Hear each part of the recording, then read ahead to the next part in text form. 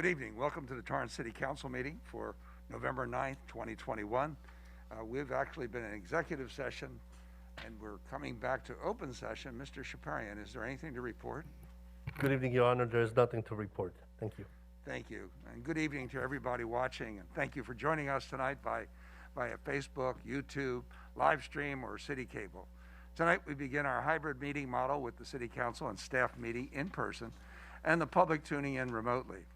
Pursuant to Assembly Bill 361, Governor Newsom's proclamation of a state of emergency on March 4th, 2020, and the order of the health officer of the County of Los Angeles Department of Public Health, which was revised September 28, 2021, the City Council meeting will be in a hybrid format. The City Council and staff will meet in person. There have been people attending the City Council meeting who appear to be very ill since they are coughing and sneezing in the audience. In order to protect the public, the City Council and staff, the City Council chamber is closed to the public in the interest of maintaining appropriate social distancing and in order to reduce the risk of spreading COVID-19.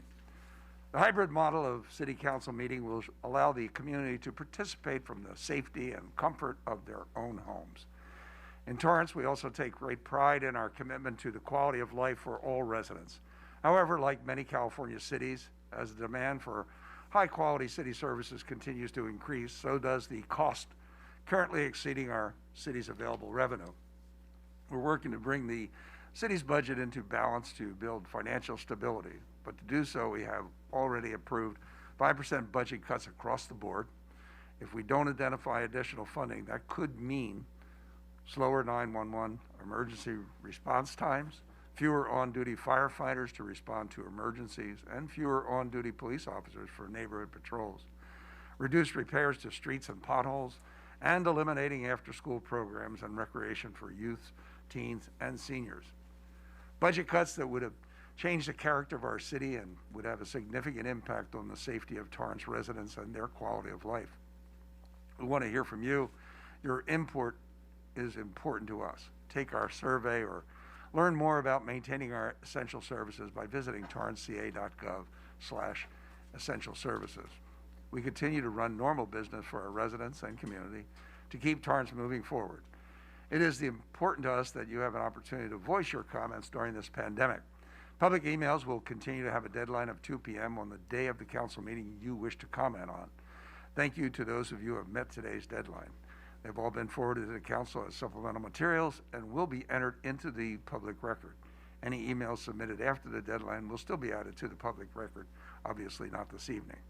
For those of you tuning in via Facebook, YouTube, live stream, or City Cable, you may participate by calling in to the Public Input Hotline. The number is 310-618-2404, and it will be displayed on the screen. Please be patient when you're calling in, and please be aware that our call center will be very busy taking multiple phone calls, so you may get a busy signal when calling in. If that is the case, please try calling back in a moment or two. Tonight, there will be 2 opportunities for oral communications. You'll have up to 1 minute per speaker for items not on the agenda or on the consent calendar for a period of up to 15 minutes at the beginning of the meeting. Remember, you can only participate under oral communications once during the meeting. Also, comments on administrative matters as they are considered allow up to 1 minute per speaker. Comments on public hearings will allow up to 2 minutes per speaker. Staff will notify you when your time begins. Time limits will be strictly enforced to ensure equal opportunity. We request that speakers keep their remarks brief and limited to the topic of discussion. At the end of the meeting, we'll have another 15 minutes for oral communication number 2. And again, we will allow up to 1 minute per speaker. City Clerk, have emails received before 2 p.m. today been processed as supplemental material and provided to the council? Yes, they have. Thank you. Then we'll move on to the next item on the agenda, which will be a flag salute led by Councilmember Ashcraft and an invocation by Councilmember Chen. I ask everybody, please stand. Please join me in the salute to our flag. I pledge allegiance to the flag of the United States of America and to the republic for which it stands, one nation, under God, indivisible, with liberty and justice for all.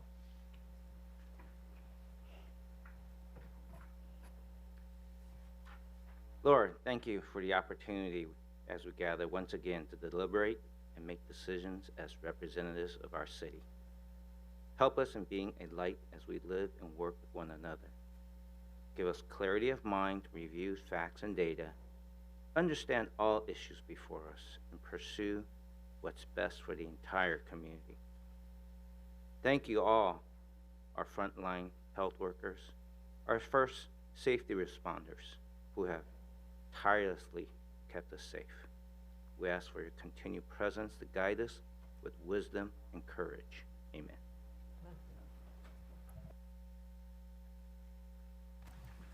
Thank you both.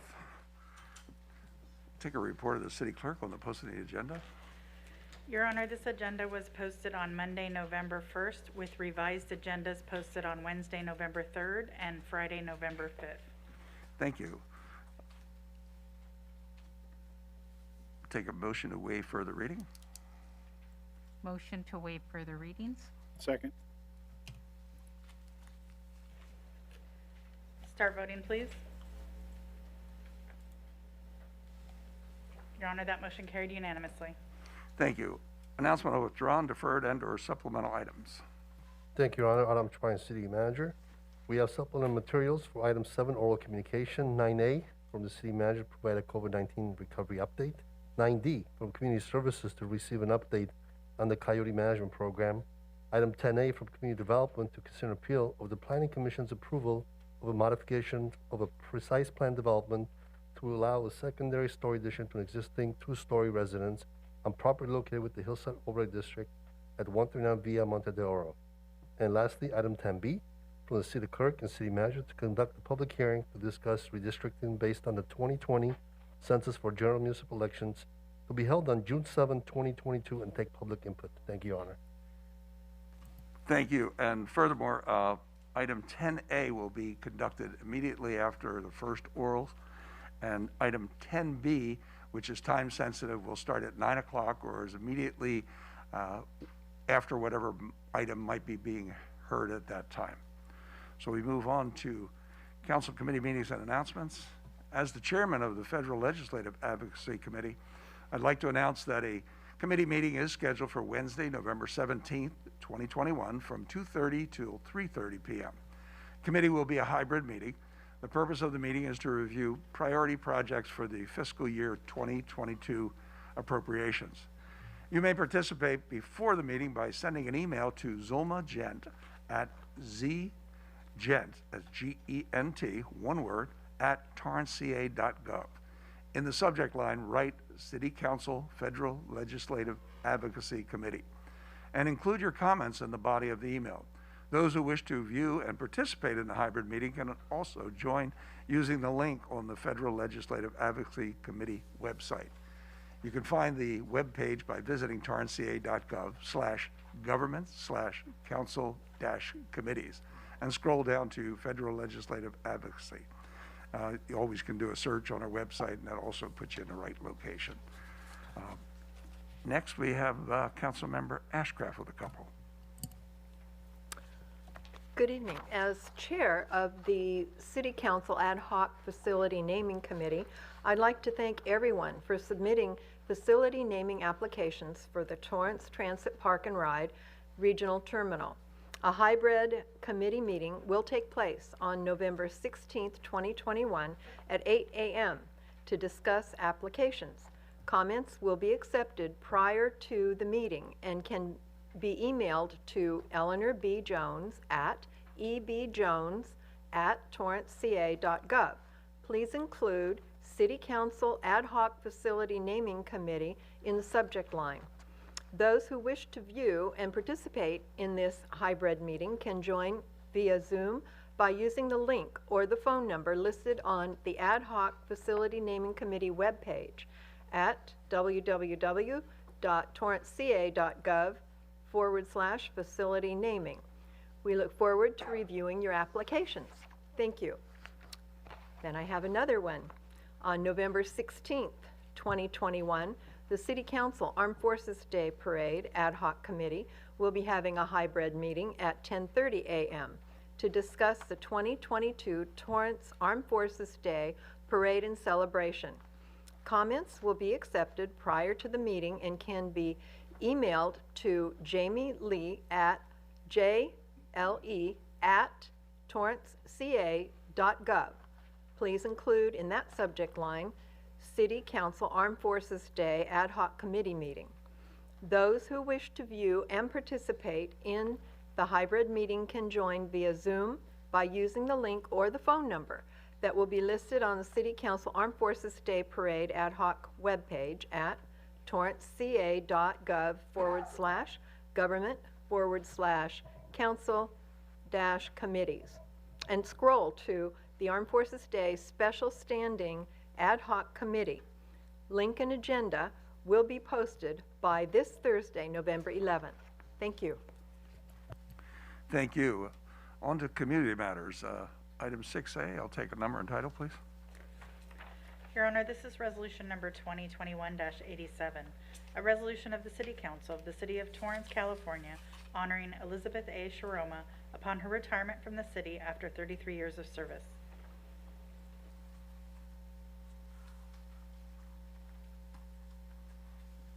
I move to adopt resolution 2021-87. Second? Start voting, please. Your Honor, that motion carried unanimously. Thank you. Item 6B is, tonight I'd like to really welcome a good friend, Senator Stephen Bradford, a California State Representative of the 35th District, serving the city of Torrance, who will provide a legislative update. Senator available. Thank you, Mr. Mayor. Can you hear me? Yes, I can. Loud and clear. Good to hear you. Okay, thank you. And I apologize. I was been on Zoom for the last 10 minutes, and all it showed me was the logo and the name Katie Wan, but it wouldn't let me go beyond that. So, as stated, I'm here to provide a legislative update, something that I've done for the council for the last 5 years since representing the city of Torrance, and it's truly an honor to represent the city in the 35th Senate District. This year, you know, it's been tough. We're continued on with addressing many of the crises that the pandemic had caused and post-pandemic issues that have affected not only our state, but cities as well. So I'm just going to start off by discussing some of the legislative accomplishments that I had this year. Due to COVID, all members in both houses were asked to only introduce 12 measures. Of those 12 that I introduced, 8 made it to the governor's desk, and of those 8, 7 were signed into law. And I will just start with, I should say, SB2, the Police Decertification Act of 2021, better known as the Kenneth Ross Jr. Police Decertification Act. And I want to first thank the mayor and his police chief for meeting with me early this year to discuss some of the concerns that were expressed regarding this legislation. But I think we're all in agreement with what has happened not only in Torrance, but throughout the state over the last couple of years, that this measure is critically needed. What it does is create a statewide process to revoke police officer certification for criminal convictions and certain acts of serious misconduct without regard of conviction. That allows California to join the 46 other states that have a decertification process. Additionally, the measure corrects the misinterpretation and impediments to the full civil rights enforcement using the Bain Act and brings it into conformity, I should say, with federal law. It is totally unacceptable, and I know that we had that discussion, that officers can commit misconduct in one department and simply move to another department without repercussions. That is what happened here in the city of Gardena 3 years ago when Kenneth Ross Jr. was a young man, grew up in the community. He was simply running from police and was shot in the back twice by an AR-15 by an officer who was not part of the Gardena family. And I say the Gardena family because, as you know, I've lived in Gardena my whole life, and I've been on a first-name basis with pretty much most of the officers over the last 30 years. And when I heard the name of the officer that had shot Mr. Ross, I was totally unfamiliar with him. And the reason for that was this officer had transferred from Orange County after being involved in 3 questionable shootings. So had this measure been in place, this officer would have never been able to join the police force in Gardena. and hopefully it will prevent other officers similar to the ones that were let go from the city of Torrance from moving on and continuing their criminal activity. It is truly unfair to the communities. It's unfair to the victims of police abuse, but most importantly, it's unfair to the men and women who put on that uniform on a daily basis and do their job in a respectful, meaningful way and by the book daily. California, as you know, can revoke over 200 licenses and certificates from bad doctors, lawyers, barbers, and cosmetologists, even prevent elected officials such as ourselves from holding office if convicted of a crime, but we're unable to decertify officers who have broken the law and violated public trust. This law just allows us to remove those bad officers from our state who are committing serious misconduct and breaking the trust between communities and law enforcement. So we're excited about the passage of that. Next is SB 796, the returning of Bruce Beach to its rightful owners. As you well know, this was property that was purchased in 1912 by Charles and Willa Bruce, an African-American couple who simply wanted to live out the American dream of opening up a beach house, a lodge, and a dining facility, a cafe, and cater to the laws of the land at that time, which were separate but equal to Jim Crow laws, catering to African-American beach goers. And it was a successful business for 12 years. And despite the harassment by the KKK and various other racist organizations at the time, from setting fires at the facility to vandalizing their patrons' cars, it was a successful business, and the Bruces maintained it and operated it in a respectful and honorable way. And when the threats of the KKK and the vandalism couldn't run them out, the city took it upon themselves to use the law to commit a crime and steal this property. They used eminent domain, stating they needed to property create a park that we all know was 40 years before it was truly ever developed, and we all who have visited would say it's not much of a park when there's not even a bathroom there. So this measure allows us to remove the restrictions. The state of California gave the property to the County of Los Angeles in 1995. And what my bill does is remove those restrictions that were placed on the land and now allows the county to do what is right and return it to the rightful owners. I'm sad to hear of the recent lawsuit that was filed by a neighboring city, resident in Palos Verdes, stating this is a gift of public lands. That's the most ridiculous situation I've heard, and I would hope you all would agree. Just like if your wallet or your car is stolen and is returned to you, that is not a gift. This property was stolen from this family 97 years ago, and it simply allows us to return this property to the rightful owners, and that's the heirs of Willa and Charles Bruce, and afford them to continue on and living the American dream and building generational wealth. Next, I'll move on to SB 567, which is the determining sentencing reform. And it simply requires the courts in criminal proceedings, when they're sentencing someone, to only impose the upper and maximum term if sufficient aggravated facts are first considered by a jury. Without this measure, you can simply say someone was a member of a gang without ever proving it, simply because they lived in the wrong neighborhood or they guilt by association, and usually they're charged with gang enhancements, which allows for the upper and maximum sentencing. It further permits the defendant and other parties to dispute those facts in record or present additional facts in sentencing for sentencing purposes. So it's just a fair way of really having true opportunity to defend one's character and present evidence if you're going to say someone was part of a gang or was part of whatever kind of criminal activity. Just can't be by association or just hearsay. Next is SB 586, which is criminal administrative fees, which also eliminates and reduces assessments and collections of administrative fees in courts, fees that are imposed against people in criminal justice system. These fees to be eliminated include, but not limited to, the cost of collecting restitution, installment payments, return checks, failure to appear in court, medical and dental cost recovery, certificates of rehabilitation, or getting records sealed. Individuals who are shouldn't be burdened with additional costs. Many times, if they go to court, they can't even afford to pay the fine, so additional fees should not be assessed to these individuals.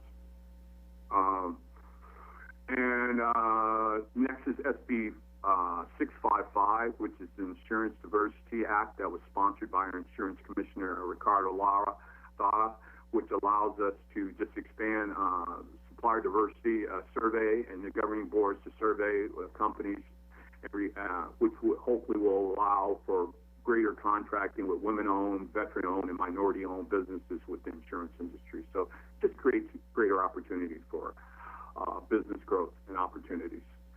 Next is SB 694, Utility Workers Diversity. It just simply requires our electric utilities to include in their wildfire mitigation plan how to develop a diverse workforce, an equitable workforce to complete grid modernization work. You know, that's hardening our grid and making sure we prevent these forest fires.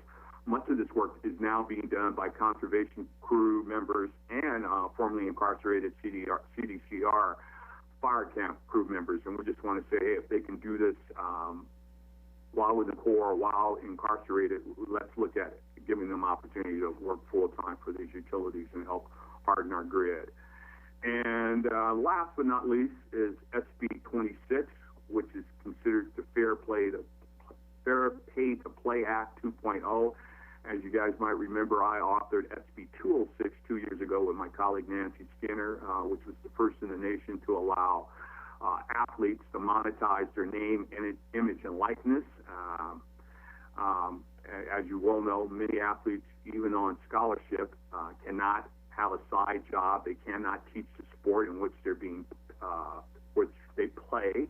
Many of these athletes go to bed hungry every day, despite universities making millions of dollars and NCAA making billions of dollars.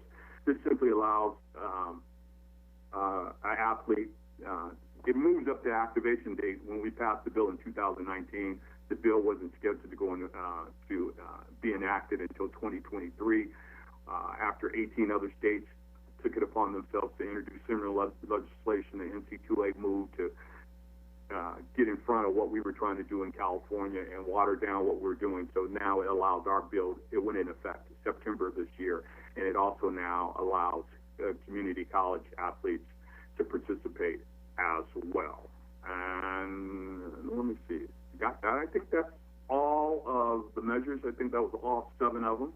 And just quickly go over budget allocations. I was able to secure $140 million into the 35th Senate District.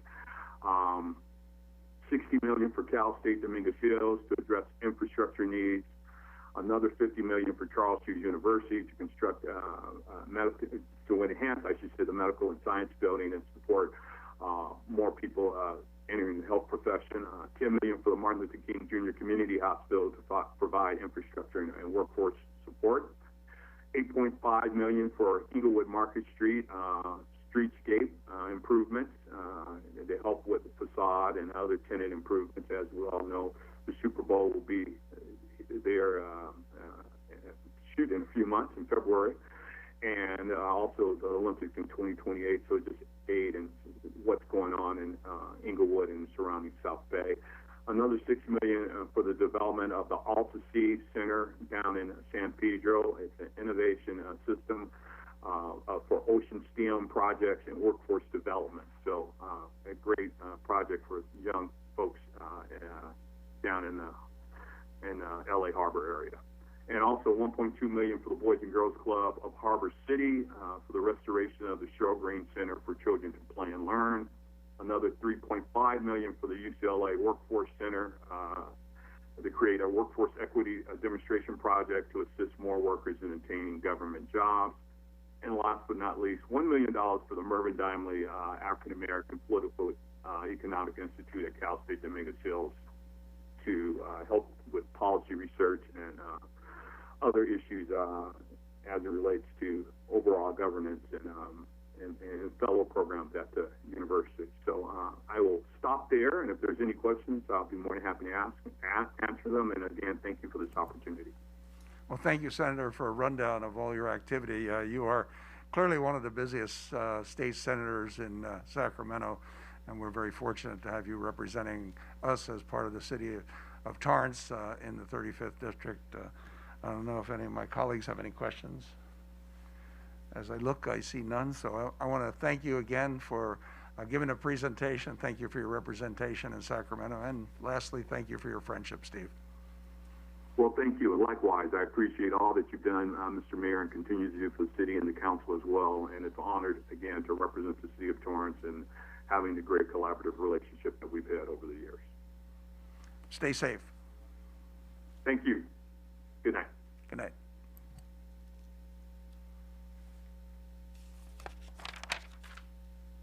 That takes us to item 7, which is oral communication number 1, which is limited to a 15-minute period of time. This portion of the meeting is reserved for comment on items under the consent calendar or items that are not on the agenda. Under the Ralph M. Brown Act, City Council cannot act on items raised during public comment, but may respond briefly to statements made or questions posed, request clarification, or refer the item to staff. Speakers under orals are limited to either oral communication number 1 or oral communication number 2 at the end of the meeting, and in any event, no longer than 1 minute per speaker. Speakers, please turn off the volume on any city council meeting broadcast you may have in the background when speaking. Now to the call center. Do we have anybody signed up?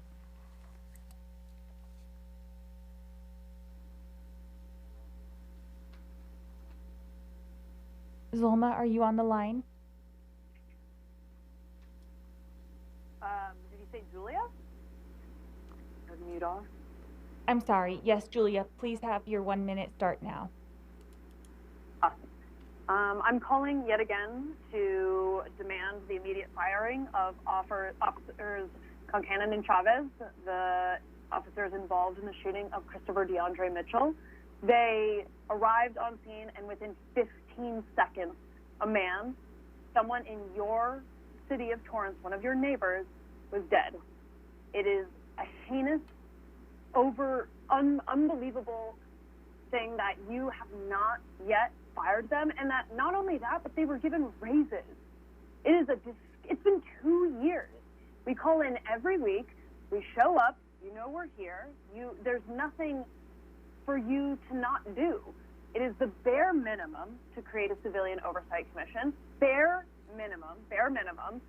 And we're just asking to not have the officers who kill someone kill another person. Fire them. They have to go. It is unbelievable. You should be ashamed of yourselves. Christopher was a neighbor of yours. He was...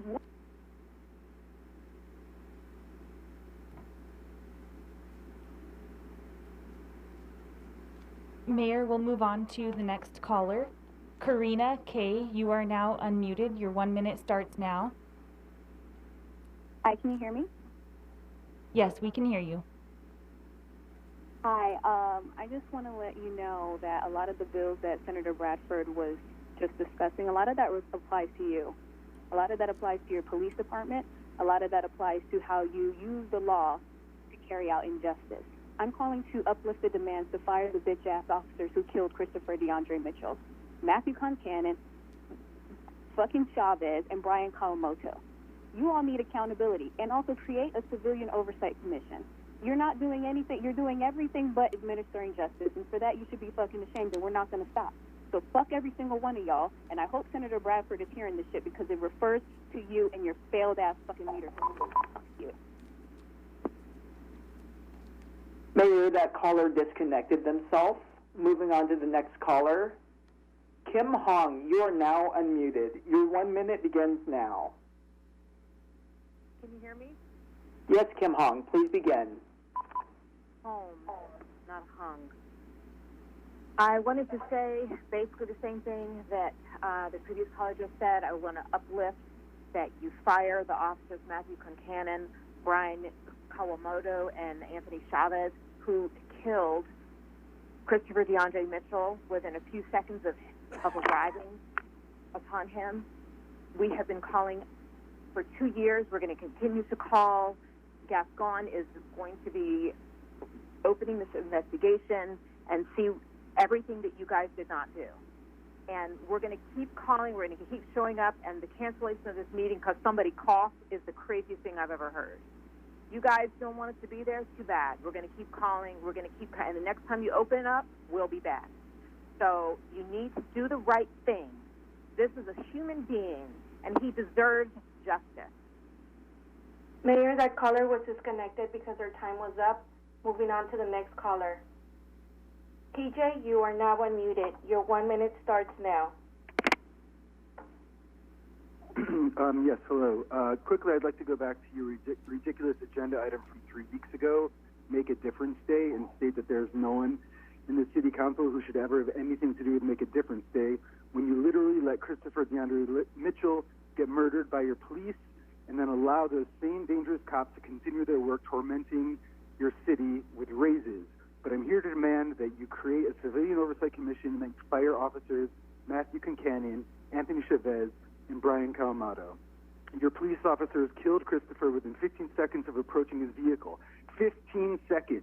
It is cruel, it is flagrantly inhumane, and it is white supremacy operating just as it was meant to. Just think about the different ways police on a national level approach white people versus the instant murder of folks like Christopher DeAndre Mitchell and all those gun-wielding white mass shooters that are taken to Burger Kings, greeted with smiles, bottles of water while they carry semi. Mayor, that caller was disconnected because his time was up. Moving on to the next caller. Sheila B., you are now unmuted. Your 1 minute starts now. First, canceling a meeting because someone coughed when you have a literal anti-masker and anti-vaxxer on city council is ironic. It wasn't a cold, it was allergies, and I'm allergic to your bullshit. I'm allergic to white supremacy, and I'm allergic to racism. So, yeah, I cough and I sneeze. My bad. On to the real important thing here. Let's make it clear that you should have already created a civilian oversight commission of the Torrance Police Department, like you were told to do by the grand jury in 2018, like we've been uplifting for over 2 years. And you need to fire not only Anthony Chavez and Matthew Concannon, who were responsible for the murder of Christopher DeAndre Mitchell, of which noted Anthony Chavez is also responsible for the murder of Michael David Lopez. But also you need to fire Officer Brian Kawamoto, who showed up to the scene afterwards and shot Christopher with a beanbag gun when he was already dead. All three of these officers were on leave. Mayor, that caller was disconnected because their time was up. Moving on to the next caller. Michelle R., you are now unmuted. Your 1 minute starts now. It's clear that we've gone back to these virtual meetings because this council is uncomfortable facing the public and would rather suppress public dissent by restricting the ways we can participate here. We have been demanding for years public oversight of Torrance PD for the death of Christopher DeAndre Mitchell and continue to call for officers Anthony Chavez, Matthew Concannon, and Brian Kawamoto to be fired for his death. Murderous officers don't belong in our streets. Your negligence, this council's negligence, is criminal, and we are not going anywhere. We demand accountability and justice for Christopher's murder, and we will not stop until we get it. Mayor, that caller disconnected herself. Moving on to the next caller. JL, you are now unmuted. Your 1 minute starts now. So first, I want to acknowledge the list of victories that we got in legislation. That happened from the people that are calling in now. So as you can tell, we are an unstoppable force. So we will get victory in Christopher DeAndre Mitchell's name. You could start by making a civilian oversight that a grand jury had already told you to do. I love how you guys talk about the rules and what we need to do when we're in chambers with you, but you guys actually do not follow your own damn rules. Someone above you actually told you to create a civilian oversight, and you still have not done it. Shame on you. Also, we have been telling you over and over again to fire Anthony Chavez, Matthew Concannon, and Brian Kawamoto. Fire them. That's the least you can do. You already under siege. You feel the wrath. You feel the burn happening. I know y'all. Mayor, that caller was disconnected because their time was up. Moving on to the next caller. Achille, you are now unmuted. Your 1 minute starts now. Yes, my name's Achille, and I'm one of the weekly participants that comes to Torrance, Mississippi. to remind you that you all have demonstrated your racism. And we will continue to confront you, to challenge you, and to call you out. That's why there's a billboard with the picture of Christopher DeAndre Mitchell in your city, demanding that a police accountability. And we will not stop. You all have demonstrated that your willingness to be inconvenienced is unending. Our willingness to inconvenience you is unending. We are calling for justice for Christopher DeAndre Mitchell. Fire the officers, set up the police commission, and we are not going to ask you to do it right, because you all will never do what's right. You will do what you're forced to do. That's why your department is being investigated now. Mayor, that caller was disconnected because his time was up. Moving on to the next caller. Camille, you are now unmuted. Your 1 minute starts now. Hello? Hello, can you hear me? I don't know if that's my name. Yes, ma'am. Please proceed. Your 1 minute starts now. Oh, yes. Okay. So you need to fire officers Matthew Concanaghan, Brian Komoto, and Anthony Chavez and create a civilian oversight commission. This is ridiculous because someone coughed off because they're allergic to your racism that you closed down the meeting. I am so happy there's a billboard in Torrance, Mississippi. The entire city council is trash. We're going to show up every Tuesday demanding justice. Oh, you are the worst. Yes, you were supposed to create a civilian oversight commission in 2018. Oh my God, Torrance, Mississippi, you're so racist.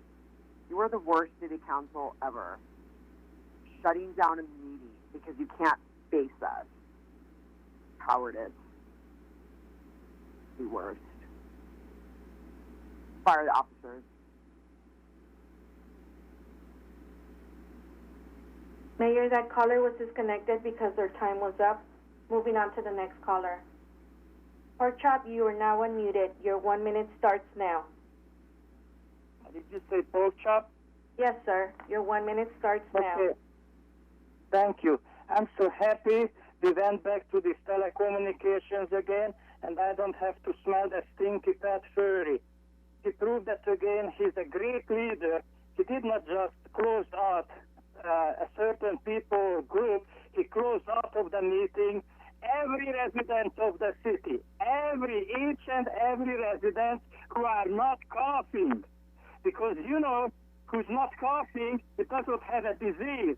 By the way, Matusz is sitting next to you, he had COVID. Anyway, Mr. Furry, since you were pronouncing my name all the time and accepting to pronounce and spell my name, I was working on spelling your name. It starts with an S and a U, but I have a hard time to get to that third letter, so I'm keep practicing to spelling your name. Furry. F and U. What is the next letter? That's Furry. Let's start again. Mayor, that caller was disconnected because his time was up. Moving on to the next caller. William A., you are now unmuted. Your 1 minute starts now. All right. Hey, good evening, City Council. My message is that of kindness and compassion for our community of Torrance. I choose to live in Torrance. I work in Torrance. I shop in Torrance, and I educate my girls in Torrance. It's a wonderful community, honestly, and I'm really proud of living here. Obviously, there's a lot that needs to be discussed, but my message again is kindness and compassion. So please stand by me and many concerned parents, and don't let the unethical mandates, the vax mandates, happen. Let's do what we can together to stand against this. Let's not make the same mistakes of World War II and be bystanders. That was really a bad time for one community. That was, and really that's what I see happening. So let's not make the same mistakes and accept these unethical mandates. Mayor, that caller was disconnected because his time was up. Moving on to the next caller. Karen C., you are now unmuted. Your 1 minute starts now. Karen, are you still on the line? I would first like to. I am here. Can you hear me? Yes, please proceed. Your 1 minute starts Hello. now. Okay. Torrance City Council, I'd like to give you my respect, which I don't think has been given to you tonight so far. I'm calling because I'd like to know, I'm a resident and I would like to know, have you considered enforcing the Hillside overlay legislation as it is written? Right now, if you were to do an overview, which I'm not sure if you've done, to find out how many hundreds of thousands, if not millions of dollars we've used to mitigate the Hillside overlay regulations and the enforcement of such. So I suggest an addendum to be required in escrow and in our building permits that states when you purchase a home in the Hillside overlay area, you agree to abide by the Hillside overlay regulations. And if you apply for... Mayor, that caller was disconnected because her time was up. Moving on to the next caller. Tammy M., you are now unmuted. Your 1 minute starts now. Good evening, Torrance City Council. I would like to pay my respects to all of you. I've been a resident for close to 40 years. I've raised my family here. Mr. Matucci, I appreciate everything you're doing for this city. I think it's wonderful that you're out there hands-on. I support the Torrance Police Department. I've always prided myself because they're on top of everything and they keep our community safe. I would like to wish all of you that are serving or have served on the board there happy Veterans Day, and I appreciate everything you do for us, and it's a disgrace that you guys have had to sit up there for 2 years now and listen to the disrespect that's been placed towards you, and I forfeit the rest of my time. Thank you kindly. Thank you, ma'am. Mayor, this concluded the 15-minute oral communication period number 1. Thank you. We'll move on to our agenda. Item 10A, as I indicated at the outset, we'll be taking at this time. Now is the time and the place for a public hearing on agenda item 10A, a recommendation of the Planning Commission and the Community Development Director that the City Council deny the appeal and approve a modification of a precise plan of development to allow a second-story addition to an existing two-story single-family residence on property located within the Hillside Overlay District in the R1 zone at 139 Via Monte de Oro. The public hearing will be conducted as follows. The appellant will have a joint 15-minute period to speak, followed by the proponent having a joint 10-minute period to speak, followed by a public comment period with each caller having 2 minutes to speak, and thereafter followed by the appellant having a final joint 5-minute period for rebuttal. Callers that have already spoken during the appellant's joint time or the proponent's joint time are not allowed to speak during public comments. To the city clerk, has this matter been properly advertised? Yes, Your Honor, it has. Thank you. Is there a staff presentation? Yes, Your Honor. Thank you, Your Honor. My name is Oscar Martinez of the City of Torrance Community Development Department. Tonight we have a presentation on the agenda item to consider an appeal of Planning Commission's approval of a modification of a precise plan of development to allow a second-story addition to an existing two-story single-family residence on property located in the Hillside Overlay District in the R1 zone at 139 Via Monte de Oro. Next slide, please.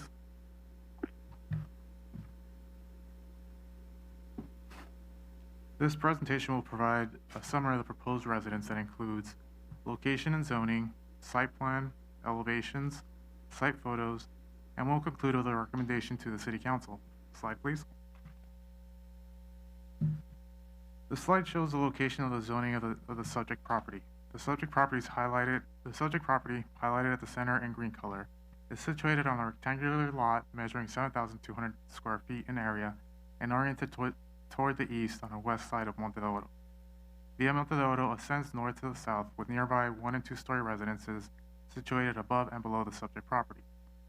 All other properties shown in the vicinity of the subject property, highlighted in light blue color, are also located within the Hillside Overlay District in the R1 zone. The subject property was originally constructed in 1958 as a two-story residence with an attached two-car garage. In 1988, the Planning Commission approved a precise plan development, PP 87-57, to allow one and two-story additions to the existing two-story residence.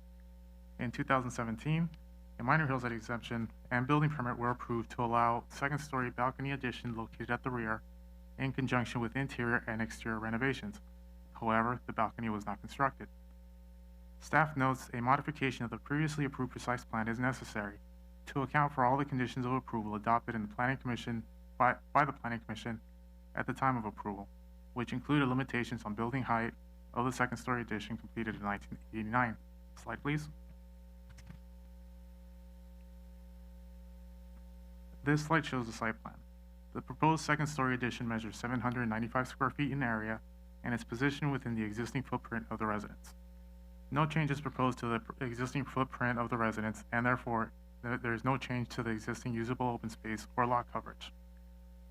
Utilizing gross square footage, the total floor area is 3,936 square feet, resulting in a 0.55 FAR, all within the allowable 0.6 FAR limit of the R1 zone. Staff notes that for residential developments located in the Hillside Overlay District, the net interior floor area is also calculated with measurements taken from interior wall to interior wall. Utilizing net interior floor area, the total net interior floor area is 3,600 square feet, resulting in a 0.5 FAR, within the allowable 0.5 limit of the Hillside Overlay District. Staff notes residential developments within the Hillside Overlay District may exceed 0.50 FAR with approval of the Planning Commission or City Council. Slide, please. This is the east elevation of the front of the proposed residence. The existing residence measures 25.85 feet in height and measures, when measured from the lowest adjacent grade at the rear northwest corner of the residence. The proposed second-story addition is positioned 0.09 inches below the topmost ridgeline of the residence and measures 25.76 feet in height to the north ridgeline and 25.09 feet in height to the south ridgeline, all within the allowable 27-foot height limit for a two-story residence in the R1 zone. Staff notes the proposed addition is in keeping with the previously approved precise plan of development, which had limited a prior addition to the existing second story to a maximum of 9.5 feet in height above the adjacent first-story roof along the north elevation, or 22 feet in height above the grade of the back porch. The topmost portion of the proposed addition measures 6.79 feet in height above the topmost portion of the first-story roof along the north elevation and measures 21.23 feet in height above the grade at the back porch. Slide, please. This is the north elevation facing the east side of the proposed residence. Slide, please. This is the south elevation facing the side of the proposed residence. Slide, please. And this is the west elevation facing the rear of the proposed residence. Slide, please. This slide shows the location of 6 neighboring properties along Via Monte de Oro, highlighted in light blue color, which have expressed concerns about the proposed residence and have requested that staff conduct a field assessment. Staff notes that the slide shows Via Monte de Oro with a 90-degree rotation to better visualize the neighboring properties. North is towards the right. The property owners at 118 and 120 Via Monte de Oro stated the proposed addition would impact views of Palos Verdes Hills visible from the front yard area of the front living room window. The property owner at 122 Via Monte de Oro stated that the proposed addition would impact views of Palos Verdes Hills visible from the front yard and front living room window of the second floor. The property owner at 124 Via Monte de Oro stated the proposed addition would impact view of the ocean visible from the front bedroom window on the second floor and would also impact privacy of the front living room located on the first floor. The property owner at 150 Via Monte de Oro stated that the proposed addition would impact views of the ocean visible from the front living room window and the front kitchen window. the property owners at 158 Via Monte Oro stated the proposed additions would impact the view of the ocean visible from the front living room window and the bathroom window and bedroom window along the north elevation of the residence. Staff notes that since the Planning Commission meeting, the residence at 135 Via Monte Oro has changed ownership, and the new property owners are choosing to abstain from taking a position regarding the subject request. Prior ownership at 135 Via Monte Oro had stated the proposed addition would impact privacy in a bedroom along the south side elevation of the residence, and therefore staff had recommended a condition of approval that all new windows along the north elevation of the second-story addition shall have a minimum of the 1/3 of the window frame translucent or semi-transparent glass so as to cause the least intrusion on privacy to the adjacent residents. Staff continues to recommend the affirmation condition of approval. Slide, please. This slide shows the general direction and location where the photographs were taken by staff during a field assessment completed in August 5th, 2021. Staff notes that photographs of the street and subject property were more recently taken on October 27, 2021. These pictures show the silhouette, which represents a second-story addition. Slide, please. This photograph was taken from the street looking north. Slide, please. This was taken from the street looking south. Slide, please. This photograph was taken looking west of the subject property. Slide, please. This photograph was taken from the street looking northwest at the subject property. Slide, please. This photograph was taken from the street looking southwest of the subject property. Slide, please. This photograph was taken from the front yard of 118 Via Monte Oro. When standing at the front yard, staff did not observe the silhouette within the area of sight toward the west. However, when viewed uphill toward the southwest, staff observed a distant, narrow, and incomplete view of both the silhouette, the Palos Verdes Hills that were significantly obstructed by mature trees along Via Monte Oro. In the judgment of staff, the proposed addition would not result in a substantial adverse impact to view due to a narrow and incomplete view of both the silhouette and the Palos Verdes Hills that are outside of the area of sight toward the west. The distance away from in addition to the distance away from the subject property and the significant obstruction of view by mature trees. Slide, please. This photograph was taken from the front yard of 120 Via Monte Oro. When standing at the front yard, staff did not observe the silhouette within the area of sight toward the west. However, when viewed uphill toward the southwest, staff observed a distant, narrow, and incomplete view of both the silhouette and the Palos Verdes Hills that were significantly obstructed by mature trees along Via Monte Oro. In the judgment of staff, the proposed addition would not result in a substantial adverse impact to view due to a narrow and incomplete view of both the silhouette and the Palos Verdes Hills that are outside of the area of sight toward the west, the distance away from the subject property, and the significant obstruction of view by mature trees. Slide, please. This photograph was taken from the front yard of 122 Via Monte Oro. Slide, please.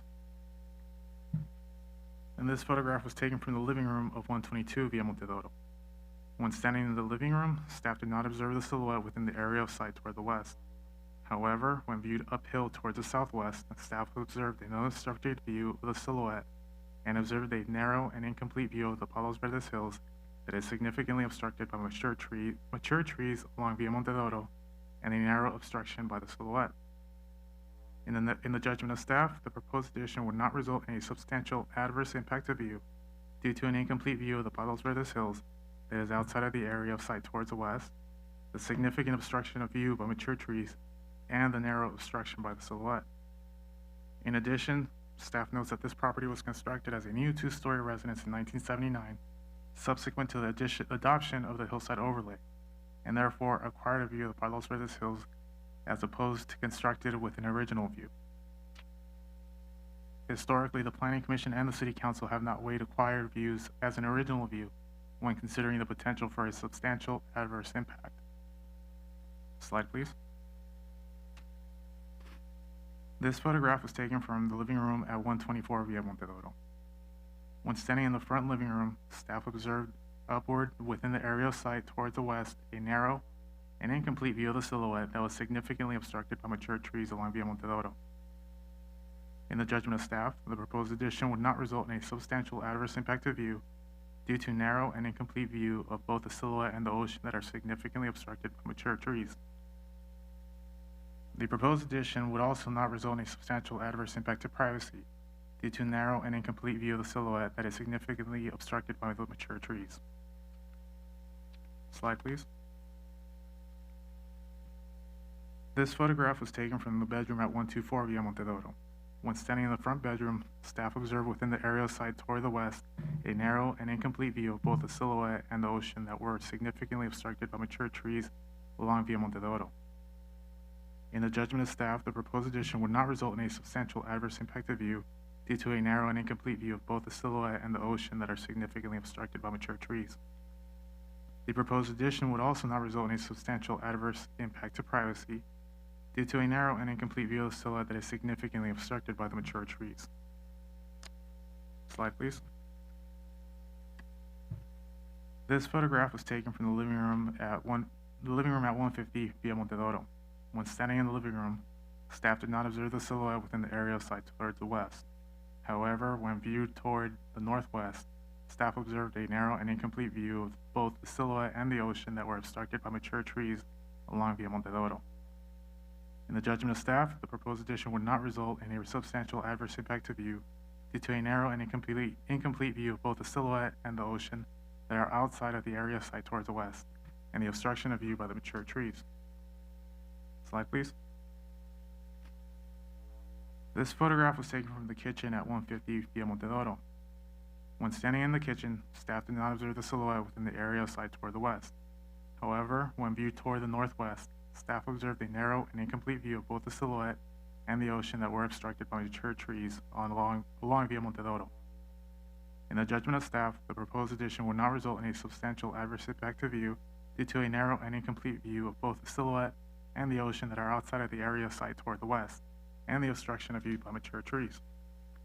Slide, please. This photograph was taken from the living room at 158 Via Montedoro. When standing in the living room, staff did not observe the silhouette within the area sight toward the west. When viewed toward the west, staff observed mature trees along Via Montedoro, and the silhouette was not visible. Slide, please. This photograph was taken from the bedroom at 158 Via Montedoro. When standing in the bedroom, staff observed within the area sight downhill toward the northwest a distant, narrow, and incomplete view of both the silhouette and the ocean that were significantly obstructed by the rooftops of other residences and by mature trees along Via Montedoro. Slide, please.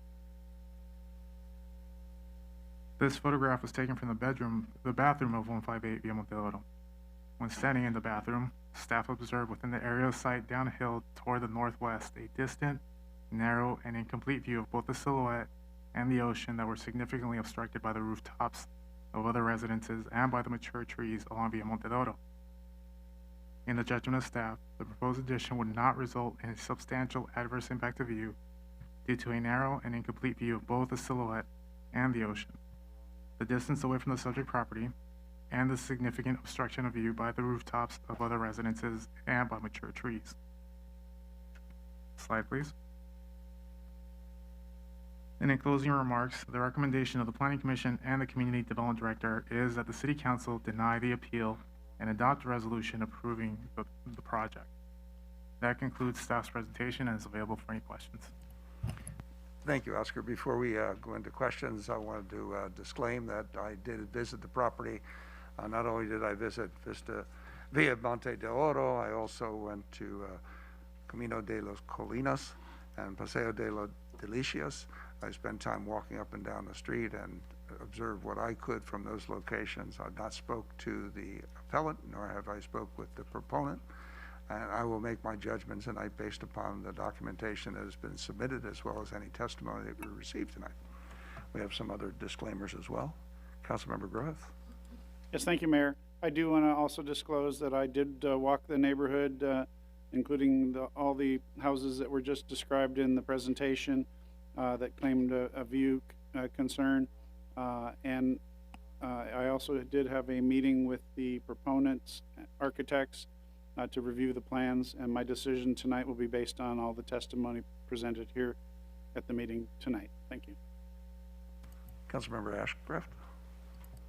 I too walked the neighborhood and met with architects and one of the homeowner here at City Hall. I did not speak with anybody else in the neighborhood, but as I said, walk the neighborhood. My decisions will be made tonight here. Thank you. Councilmember Walzer. I'm sorry, Councilmember Walzer. Thank you, Your Honor. I would want to disclose that I did observe a video presentation by the homeowner and the architects. I also visited the site and observed views from 122, 124, 131, 158, and 154. Basically, I took the opportunity to observe what they were claiming, and my decision tonight will be based on what's presented tonight. Councilmember Kalani. Thank you, Mayor. I did visit the property. I also walked north and south, north of 118, south of 150.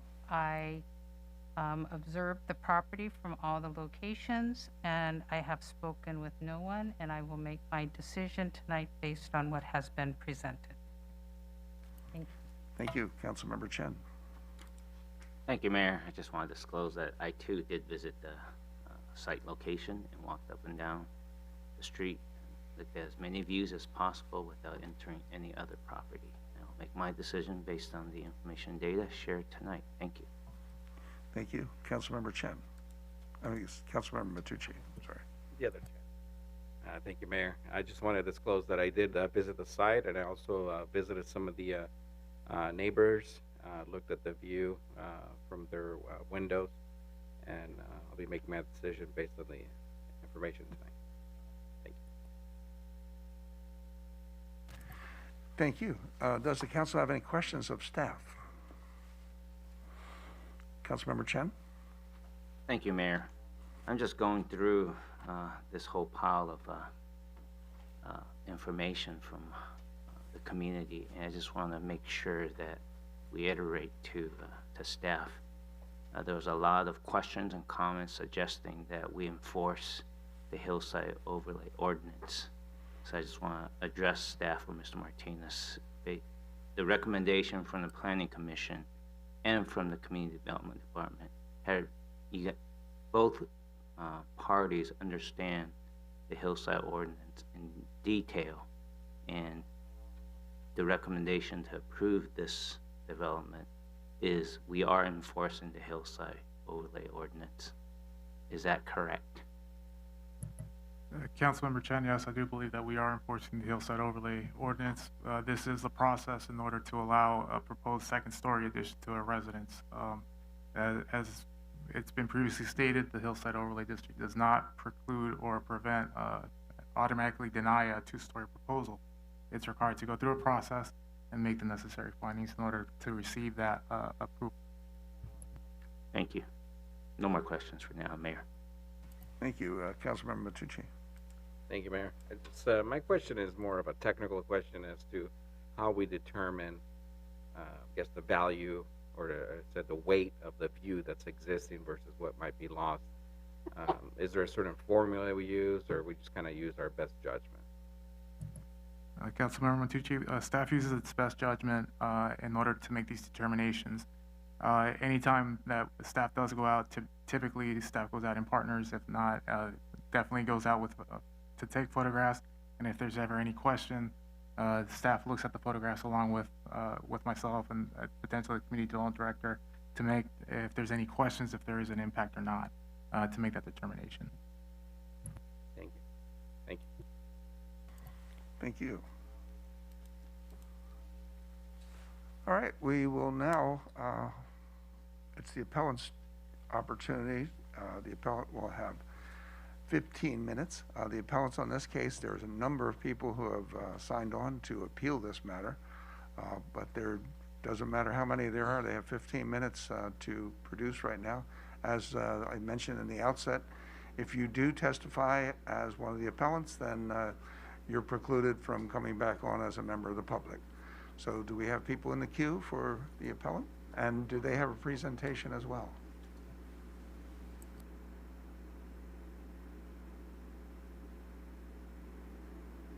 Is the appellant on the phone line? Yes. Your 15 minutes start now. Good evening, Mayor, council members, and members of the community. My name is Lorraine Trevino, and I reside at 122 Via Monte d'Oro. I represent the 7 homeowners named in this appeal. Why are we here tonight? We're here because the Planning Commission used the acrimony created by the applicant to drive their decision for approval without requiring the applicant to satisfy the requirements specified in the Torrance Municipal Code and the HOO. Slide, please. To clarify, the neighbors are not opposed to improving homes when in accordance with the Hillside Overlay Ordinance. Slide.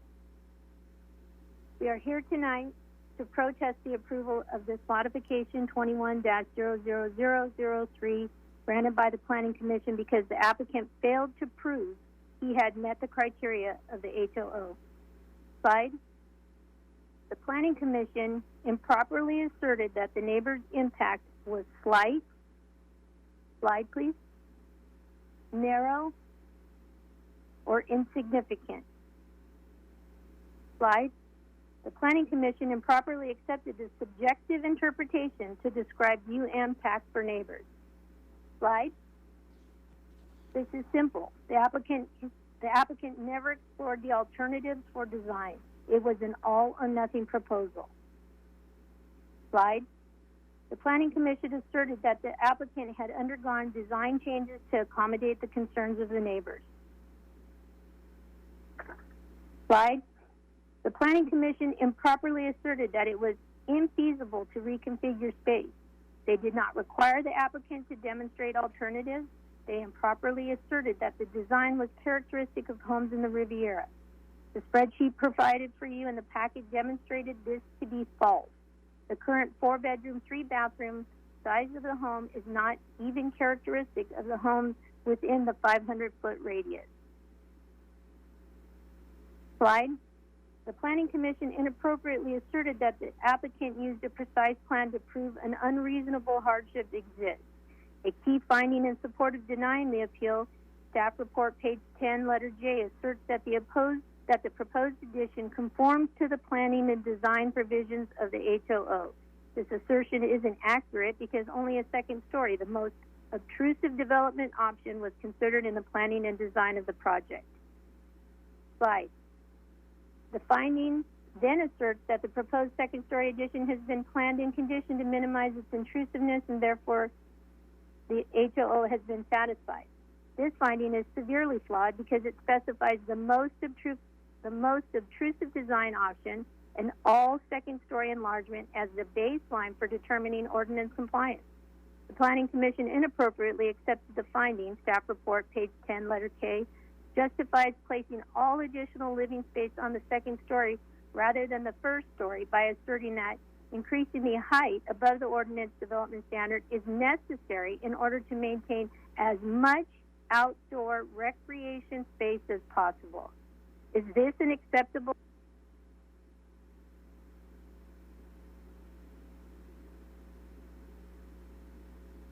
The Commission inappropriately asserted that the hardship is unique to this applicant and to this property.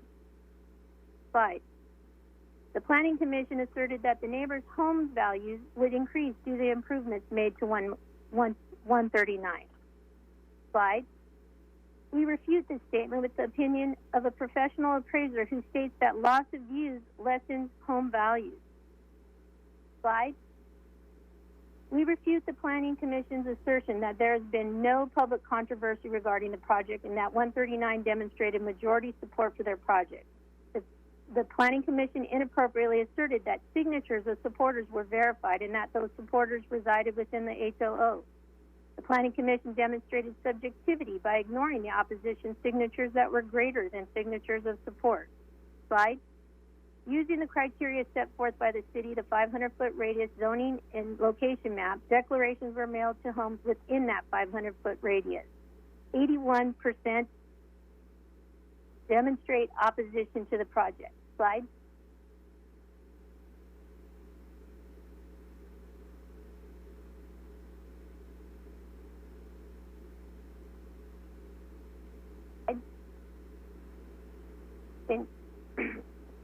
The Planning Commission failed to explain how the applicant's previous additions in 27 did not require a precise plan, but instead a minor hillside exemption.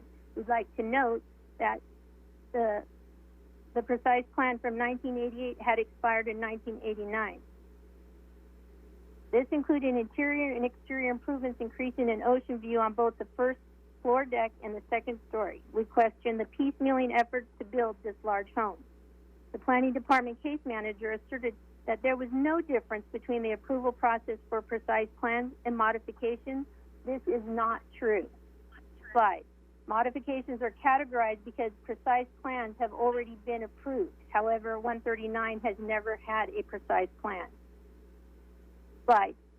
Why are we here tonight? We're here because of the unchecked desires of one homeowner against the protests of 7 neighboring households who legally seek to protect their hillside overlay ordinance rights for view, light, air, and privacy. We're here because the Planning Department favored the one homeowner and dismissed the legal complaints of the neighbors in opposition. Slide. We're here because the homeowners pursued a project that failed to comply with HOO and chose to ignore the concerns of many. We're here because this project is in violation of codes because it did not follow the HOO requirements to seek all alternatives to adding square footage, and planning did not challenge the dubious claim of hardship. We're here because the ground floor addition was considered undesirable by the applicant. The Planning Department abetted this undesirable characterization as a hardship. We're here because this homeowner did not want to consider using ground floor or undergrounding as possibilities.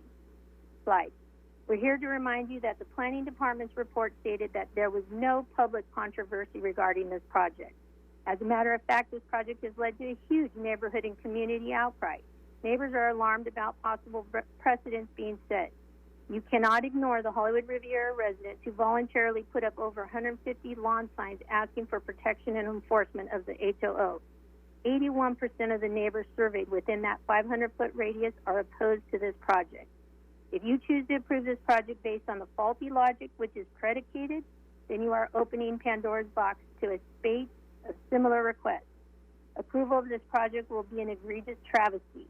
We ask you to prevent more contentious outcries by upholding the HOO provisions and adopting a resolution to deny a modification of a precise plan at 139 Diamante Bureau. Thank you.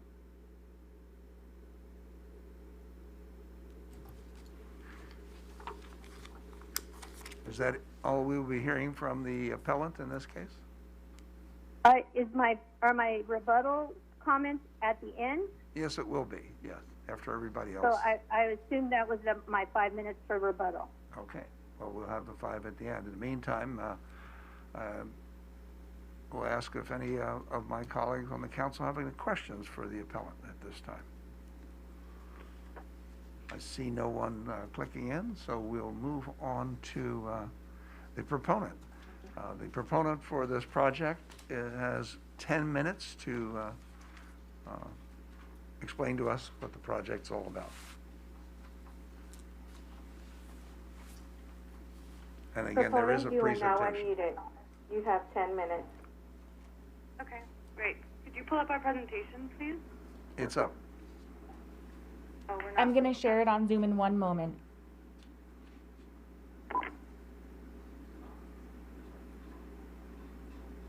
So thank you, Mayor, thank you, council members, for taking the time to hear about our project from our point of view. Slide, please. I'm sorry, could I get your name, please? This is Adria Sorensen of Sorensen Architects. Thank you. I'm representing the homeowners of 139 Diamante de Oro. Go for it. So, as you can see displayed, this is our proposed project. We are proposing to add an addition on the second story of an already existing second-story home, two-story home. requesting a modification of a precise plan. We've taken a lot of care in the design to impact view, light, and air and privacy of the neighborhood as little as possible under the current circumstances of our lot and developing on a second story. We've maintained height requirements as well as side yard setbacks that would create and maintain privacy in the neighborhood, as well as maintain the overall look and feel of the neighborhood. Slide, please.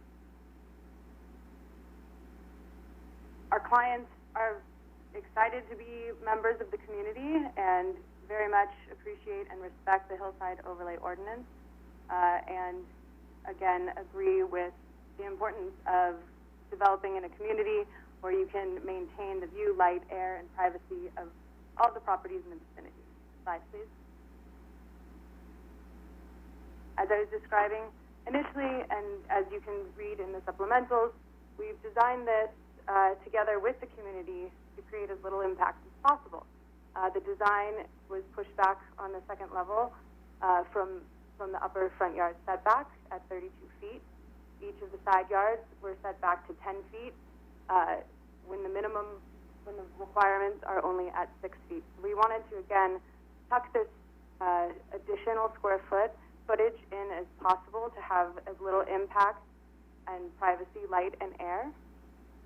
And again, with no change in height to the existing approved precise plan. So both of the roof ridge lines would maintain actually slightly lower than the existing second story ridge line. Slide, please. As the city planner mentioned, the windows would be obscured for privacy on the closest neighbor. This is the north facade of the building, again with the 10-foot side yard setback, and maintaining the 32-foot side yard setback from the existing already pre-approved precise plan addition. Slide, please. This slide to show the adjacency to the north side of this north neighbor. Again, that is pointing to the garage. So the relationship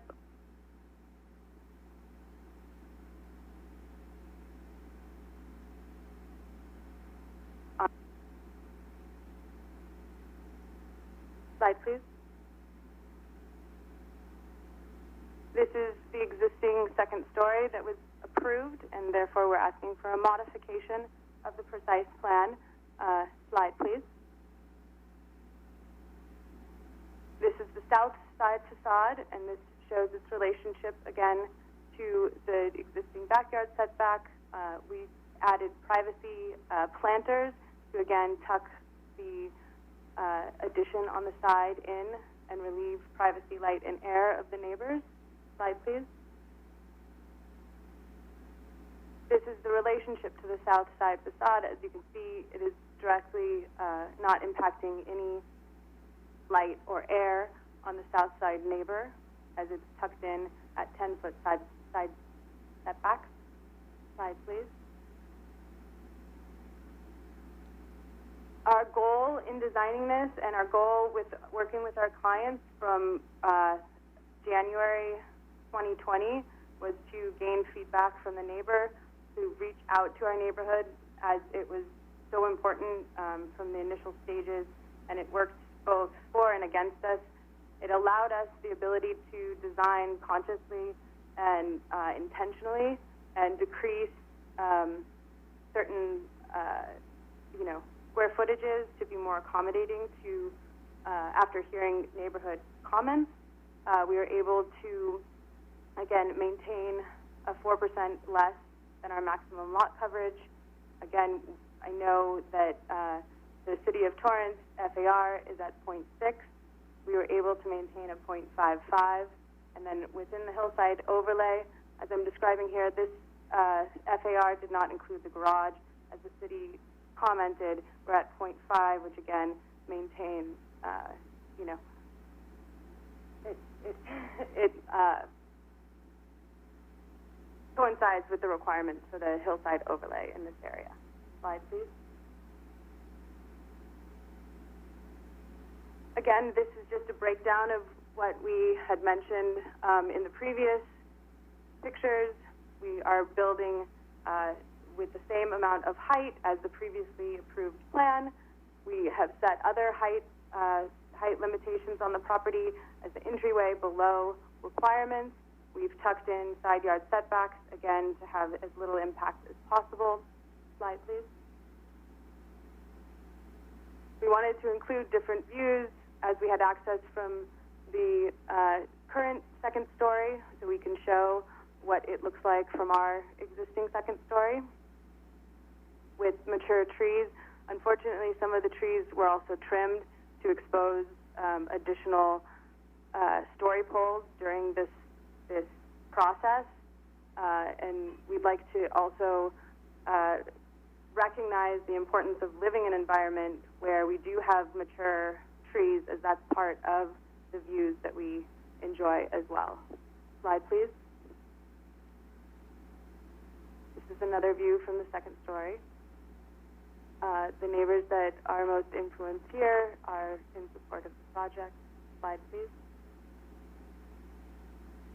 Again, as you saw with the city, it was our intention to show the different views as 122, who has been spearheading this appeal and has been the largest voice in terms of making a website and creating signage to reaching out to neighborhoods and signing petitions. You can see that this is a depiction of her acquired view of the hillside, as she too has a second story addition. It makes it challenging to understand why somebody would make it so challenging for them to basically enjoy the same rights to their property as they do themselves. Slide, please. This is a view from another one of the appellants at 118. Again, we do not consider this an impactful view, as it is almost nearly impossible to see the addition and story poles. Slide, please. This was from a realtor's images of 124 from the second story, and all of the view of our project is again blocked by a mature trim tree. So again, very little impact, if none. Slide, please. We wanted to show similar house sizes in the neighborhood of similar to plus or minus 3,600 square feet. Slide, please. Again, these are all existing, 19 existing two-story homes on Via Monte de Oro, showing that what we are asking, again, fits within the neighborhood and even the exact street that our clients live on. Slide, please. Slide, please. Additional 2 stories and nearby construction that have been approved. I wanted to share this sun study that shows very little impact quarterly across from 10 a.m., which is the highest point in the day where it would cast the most shadows or have the most impact on light or privacy. There's very little throughout the year, only happening in the winter time during the morning. Slide, please. This is again to show the outreach that we've performed for since, again, January 2020, as it's been of most importance to gain support and just inform the neighborhood of the intention behind this design. Slide, please. Again, various outreach. Slide, please. Selena? Yes. Mayor, that caller was muted because her time was up. Well, thank you. She is still on the line in case there are any questions by the council.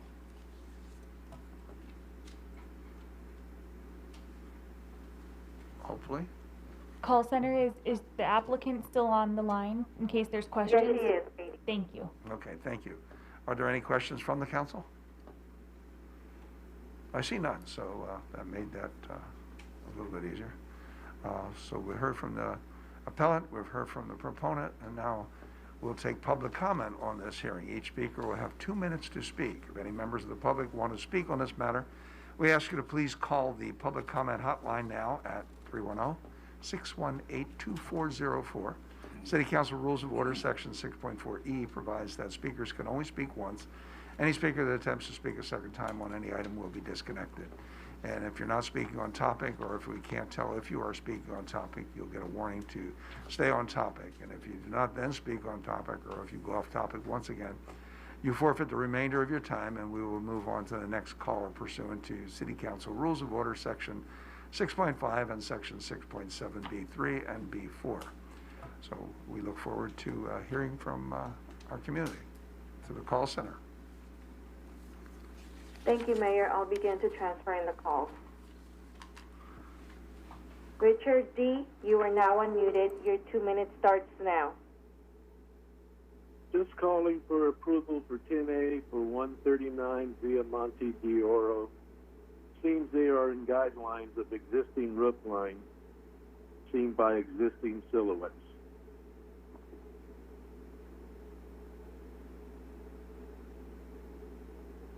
Mayor, that caller disconnected himself. Moving on to the next caller. Arun B., you are now unmuted. Your 2 minutes starts now.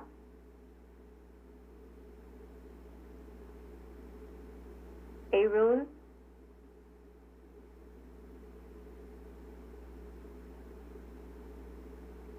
Aaron?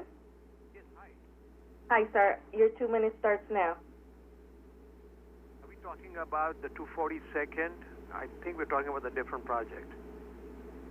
We're talking about the 242nd and Hawthorne Boulevard. No, that's not this. Thank you, sir. Yeah, I'm sorry, it's not. You're right. Thank you, sir. Laura J., you are now unmuted. Your 2 minutes starts now. Laura J., are you still on the phone? I am here, yes. Your 2 minutes starts now. Okay, my name is Laura Jones, and I live in the overlay. Can you hear me? Yes, ma'am. Okay. Sorry. My name is Laura Jones, and I live in the overlay on Paseo de las Tortugas. I know the Markovich family, and I support their project. It is unreasonable and unfair to me that 3 of the homeowners opposing this modest addition have 2-story houses larger than the house the Markoviches are trying to build, yet continue to try to prevent others from having what they have. The Planning Commission already found the project does not violate the Hillside overlay. None of the adjacent neighbors oppose the project, and the Markoviches even reduced the size of the addition to accommodate neighbor concerns. This family has done everything in its power to design an addition to their existing second story that is respectful to the neighborhood and the overlay while still getting the square footage it needs for their growing family, only an additional 700 square feet. I urge the council to adopt the city manager and city planning commissioner's finding to this project and to deny the appeal.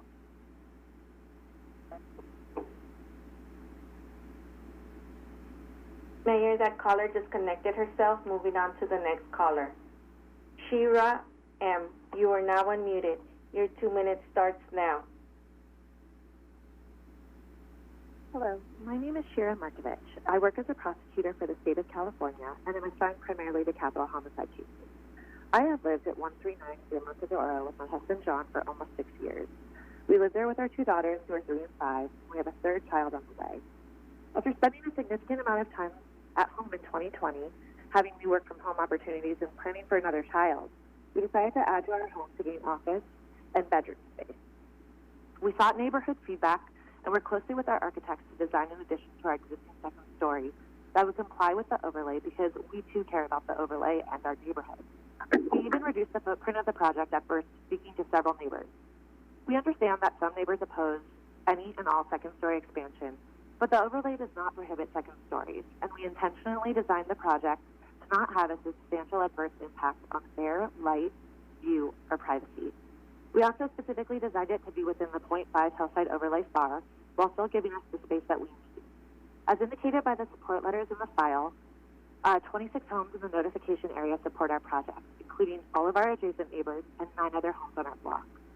I respectfully request that the findings of the city planner and the Planning Commission be adopted and that the appeal be denied. Thank you.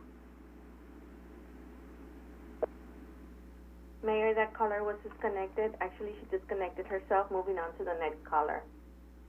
Jonathan M., you are now unmuted. Your 2 minutes starts now. Good evening. My name is Jonathan Markovich. My wife and I own the home at 139 Diamante de Oro. I appreciate your guys' time tonight and consideration for our project. I own and operate my family's second-generation metal recycling business in Los Angeles.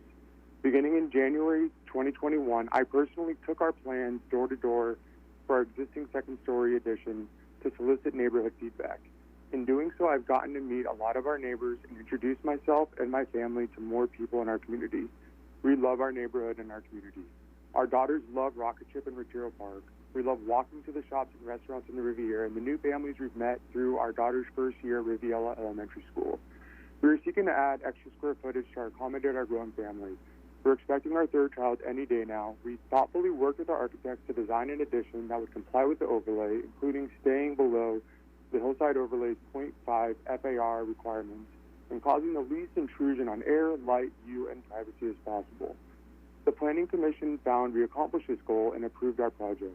As you can see from the many support letters we were able to get from neighbors supporting our project, including all of our adjacent neighbors, I hope you guys approve our project and deny the appeal tonight. Thank you very much for your time. Your Honor, Autumn Springs City Manager, just for the record, the appellants, the property owners could not speak under this portion. There was an oversight on our part, since we already allocated the time in advance. Thank you. Thank you. Amy J., you are now unmuted. Your 2 minutes starts now. Thank you. As an overlay homeowner, I request that you uphold this appeal and deny the project application. It's really embarrassing that residents are forced to work so hard to gain adherence of the very laws that the city has in place to protect our community. It should not be the responsibility of residents to try to gain concurrence of neighbors in order to convince planning staff to do the right thing and follow the Hillside overlay rules. We keep hearing staff finding there not being, quote, substantial adverse impacts. How bad does it have to be in order for staff to reject it?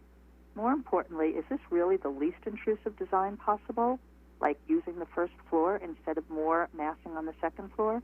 It seems clear that staff continues to stack the deck in favor of residents who are willing to ignore the intent of the ordinance at the expense of their neighbors and the future of our neighborhood. And for all of us, that's truly a pity. Also, per the recent strategic plan presentation, please establish a civilian oversight commission. Thank you. Mayor, that caller disconnected herself. Moving on to the next caller. Dana A., you are now unmuted. Your 2 minutes starts now. Good evening. My name is Dana Ali. I am reading a support letter from a neighbor, Steve Nomowski and Amelia Ponce, to the Planning Commission. We live at 241 Paseo de los Dias, and we are writing concerning the addition at 139 Diamante de Oro. We have reviewed the guidelines of the Hillside overlay and viewed the project details given by the architect at the last planning meeting. We have personally visited the house and walked the street from top to bottom many times. When walking the street, we took note of the addresses that were strongly against this minor project. We took into consideration what they said and specifically looked at what the reality of the impact of the project would be. We truly believe that the 700 square foot addition is the least intrusive design possible to the view, light, air, and privacy of properties in the area. This is exactly what the overlay spells out. Many voiced complaints at the planning meeting that the overlay was written in vague terms. If the overlay was meant to forbid any type of building or upgrades, it would have been written differently. Some voiced concerns that a project may set a precedent. We do not believe that a precedent is set by any one project, as each is judged independently. When the overlay was created, we do not believe the intent was to create friction, setting one neighbor against another, but to be a tool to find the best versions of plans, projects, and upgrades, to be a flexible tool to enhance the quality of home and lives in the area. Having lived in the area for more than 20 years, seeing many home remodel projects be completed in the area, the design of this project will cause negligible effect on the views, light, air, and privacy of the surrounding homes. The home will be an attractive upgrade and only increase the property values of the neighborhood. If we continue to make upgrading homes in the area extremely difficult and expensive, we should expect to see more homes in disrepair. Sincerely, Steve Nomowski and Amelia Ponce. Thank you. Mayor, that caller disconnected herself. Moving on to the next caller.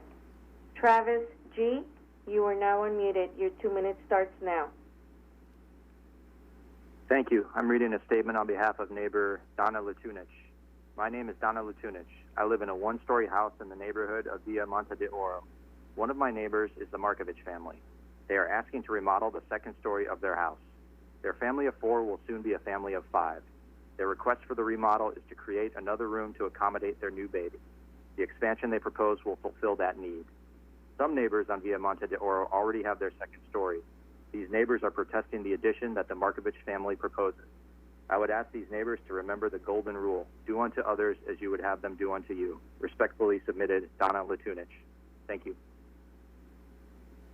Mayor, that caller disconnected himself. Moving on to the next caller. Rebecca L., you are now unmuted. Your 2 minutes starts now. My name is Rebecca Love, and I live 2 blocks from the Markovich family on Via Buenaventura. I support their project. The Planning Commission already found in a 6-to-1 vote that it does not violate the Hillside overlay. They are only adding 716 net square feet to an existing second story for a total home of about 3,200 square feet. In light of SB 9, it's important to let a growing single family reasonably improve their property while respecting the overlay so that they can stay in a community they love, especially in this case where the property owner tried to work with neighbors and actually reduce their proposal by over 250 square feet in response to feedback. I also want to express disappointment in the opposition's tactics of illegally cutting city trees in order to expand their views of the project and personally attacking the applicant. I urge the council to adopt the Planning Commission's findings as to this modest addition and deny the appeal. Thank you. Mayor, that caller disconnected herself. Moving on to the next caller. Sheila S., you are now unmuted. Your 2 minutes starts now. I'm not surprised that City Council has ignored, and the Planning Commission have ignored rules, much like you ignored, the fact that you're supposed to create a Civilian Oversight Commission. I'm also not surprised that people, including the City Councilor sitting here, arguing about a property when a life was lost. So, create a Civilian Oversight Commission, fire Anthony Chavez, fire Matthew Concanon, fire Brian Kawamoto. Mayor, that caller was muted because they were off topic. We'll move on to the next caller. Judy, you are now unmuted. Your 2 minutes start now. Thank you. Good evening. Judy Brunetti with the Riviera Homeowners Association. The Markovich home underwent new construction in 2017 when they opened up the second floor and got a full ocean view and a first-story balcony with an ocean view. When the plans for this new second-story remodel were submitted, the planning department could have pointed out that there were other alternatives to enlarge their home besides the one that was most intrusive on view, light, air, and privacy of their neighbors, which this is. But the planning department did not do this. The majority of residents within a 500-foot radius of this home have written letters of opposition or signed a petition opposing this remodel. Not only does it not comply with the protections of the Hillside Overlay Ordinance, there is now a public controversy about this remodel. Family at 139 stated that their proposed addition is compliant with the standards of the neighborhood, but it's not. The only allowable reason to exceed the restrictions of the Hillside Overlay on building height, 91.4110, and lot coverage of the home, 91.4111, is an unreasonable hardship excuse. Their stated hardship excuse is that they want a home that, quote, will fit their housing needs, end quote. And they also added that they would like additional play space for their children. Neither of these is a hardship. They're simply features that they want. Anyone in the overlay could state the same reasons. If the city staff and the Planning Commission adhered to and observed the Hillside Overlay Ordinance, there would be no need to have these frequent hearings. And neighbors would not need to organize and appeal their decisions. Neither of these things should be necessary. Thank you. Mayor, that caller disconnected herself. Moving on to the next caller. Pork Chop, you are now unmuted. Your 2 minutes starts now. Hi, Katie. Thank you very much. I would like to urge you to let this project go on. Let this family have an extra room for their new baby. And I think the views and everything was ruined like 30, 40, 50 years ago in this neighborhood. If you see that old famous picture that Mr. Reed was selling as a postcard, all those empty lots was built in and trees and everything were planted. And I don't like this overlay ordinance. This is just makes enemies of the neighbors. Think about that. You have a nice neighborhood. Any of you or any Torrance residents would trade places with any of these opponents.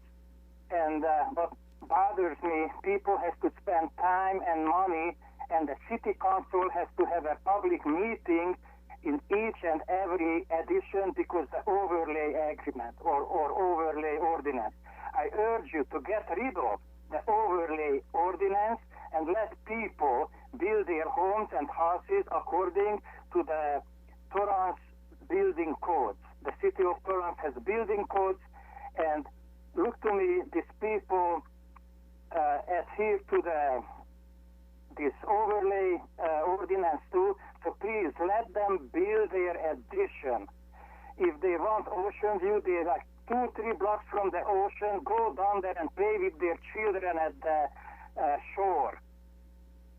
I recommend that to every homeowner. Instead of fighting each other, make enemies, get together and go down to the beach and enjoy the breeze.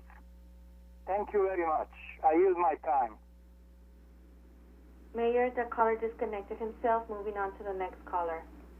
Karen C., you are now unmuted. Your 2 minutes starts now. Hello, Honorable Torrance City Council. Community. A feeling of fellowship with others as a result of sharing common attitudes, interests, and goals. That's the definition of community. And Torrance, I think, is a great city. But what's happening here is the Community Development Department is stuck between a rock and a hard space. I'm asking you to uphold this appeal. The Community Development Department, the word community, this is exactly the opposite of what occurs when people come to you in the community to ask you to uphold legislation that's in place. Earlier, I came to you and I asked you, how much money do you spend of the residents of the city of Torrance trying to mitigate these ongoing circumstances? We have an expression. Why are you beating your head against a wall? Oh, I know why, because it feels good when you stop. Are you bored? You have nothing better to do than deal with these things that can be mitigated? The people in the city of Torrance rely on you to uphold the laws, and we have given you our confidence to do that, and you are letting us down. The Hillside overlay needs to be strengthened. It needs to be applied equitably to everyone. I still have an open permit. What the city of Torrance has done to me with my building application. Mayor, that caller was disconnected because her time was up. Moving on to the next caller. Karen L., you are now unmuted. Your 2 minutes starts now. Hello, everyone. My family is one of the many that moved to the Hollywood Riviera because we wanted a view that would be protected. We have lived here almost 40 years. We have seen our community change a lot because of large homes and second stories being approved despite appeals over the years. You can see the mansionizations in other cities, and we don't want to emulate them. And actually, that is why the Hillside Overlay Ordinance was established by concerned citizens and the Torrance City Council 45 years ago. Please deny this project and honor the Hillside Overlay. We are really sorry to see that the Overlay Ordinance has not been properly upheld. It's the law, you know. We recently heard from a city official that if we wanted to enforce the HOO, that we should have Riviera residents be on the Planning Commission. That doesn't ring fair. That's like saying if you want a good loaf of bread, you have to go work for the bakery. We elect officials to represent all of us and to uphold the laws and ordinances. The WHO is not that complicated. It's less than 4 pages. but city officials don't seem to understand it. It's shameful that anyone involved in planning should rule on a matter that they don't really understand. This lack of attention causes contentiousness in our community and should not be further allowed. The city starts this unfair approval problems with the planning department easily approving almost everything submitted. Then planning commission follows along. The city, the council, and the commission should fairly uphold all city laws without having a neighborhood representative. Shouldn't we all be able to trust our officials to uphold the law? Tonight, there are 7 households representing that uphold the loss of their view, light, air, and or privacy. It doesn't matter that some officials view these concerns as not worthy. One of the tenants of the WHO is... Mayor, that caller was disconnected because her time was up. Moving on to the next caller. Seth M., you are now unmuted. Your 2 minutes starts now.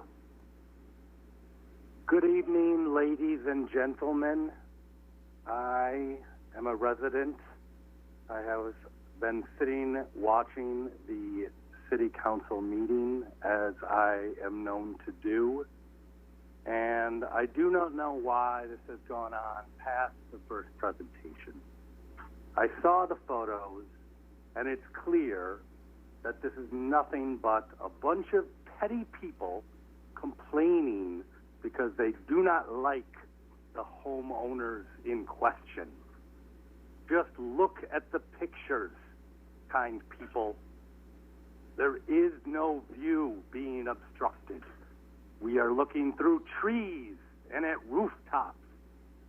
I implore you, use your common sense and thwart these bullies.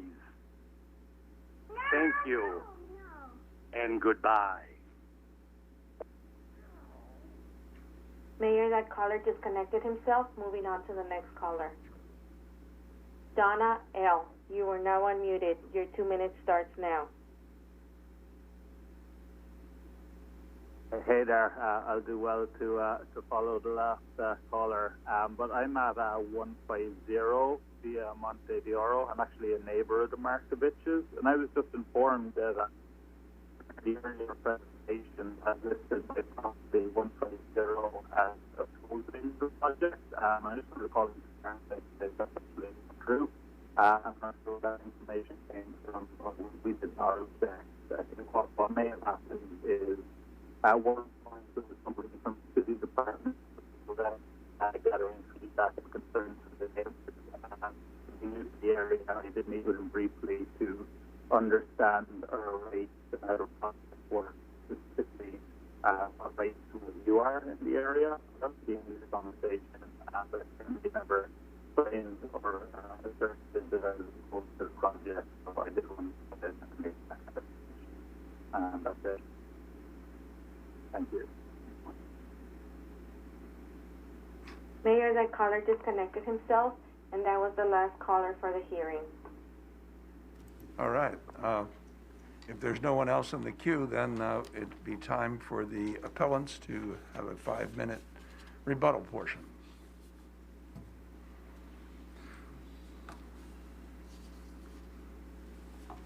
Hello?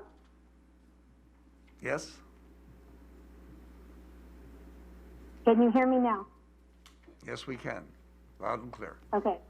I'd like to open with expressing concern regarding the inequitable format that we've been provided for this hearing tonight. It's ridiculous that what we received as information of how we were going to be allowed to present is skewed. Leo Orts, in writing, said we had 10 minutes to present, 5 minutes to rebut, and that our other repellents would be allowed to speak for 2 minutes, which we now know is not true. Then I was told, you at the beginning said I would have had 15 minutes. We could have had the other appellant speak. So I'd like to note that that is really unfair. Second of all, clarification regarding photos. The perspective from the streets is not the same as the view from our yards or our houses. I tried to express this when people came to our home. So it is a skewed perspective in the city that the city and the applicant have presented. The topography of our street is not revealed the angle of the pictures that the applicant provided. So, again, it's a little bit frustrating, as well as my house is 122. My house is not a two-story house. It is not 3,500 square feet.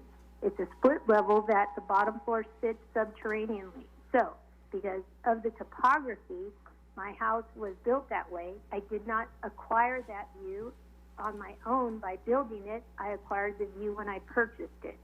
Moving on. Tonight, we ask that you remain focused on the requirements laid out in the ordinance as the basis for your decision. There is controversy that extends beyond our block and the 500-foot radius that the city has deemed as relevant to having an opinion. This issue is not going to go away on its own, and the council cannot dismiss it because of the pending SB 9 and SB 10 issues. Much like the Planning Commission, and some of you have stated in referring to a precedent being set, you also cannot know how these issues will impact the Hillside Overlay Ordinance. You have a responsibility to address this current issue because you are aware of the controversy and the circumstances that have arisen from this controversy. The City Council has the authority to end the arduous process that not only divides neighbors, but places a burden on all the parties involved that is not healthy. There are a number of residents that have sought the support of the Council to take action in addressing the lack of clarity of the HOO. As one of the residents, I am not telling you to fix it, but rather I'm asking you to hear us. We are saying work with us to come to a solution that supports everyone's interests and provides clear parameters on which to base decisions. This is a reasonable request and one this council has a responsibility to address. We need our elected leaders to face the issues that concern a small portion of the city of Torrance and give them the same attention as the larger portions of the city. For years, the residents of the Hollywood Riviera have been stereotyped as spoiled and wanting more. Whether or not you support the subjective characterization of the Hollywood Riviera, you still represent it. The single homeowner's effort to camouflage preference as a hardship has resulted in an unfair burden being placed on the surrounding neighbors to defend their investments, which we call our homes. The Planning Commission failed us by not upholding the HO and is responsible for this dissension that's resulted in our community. The Planning Commission process, the Planning Department process needs to be changed. Those of you seated in power can prevent the abuse of this process and avoid these contentious hearings from occurring in the future. We implore you to uphold the HOO and reverse the approval for modification MOD 21-000, however many 03s there are. Thank you for your service to our community. We hope you hear our plea. Thank you. Thank you, ma'am. Yeah, and I don't know my mortgages. I don't.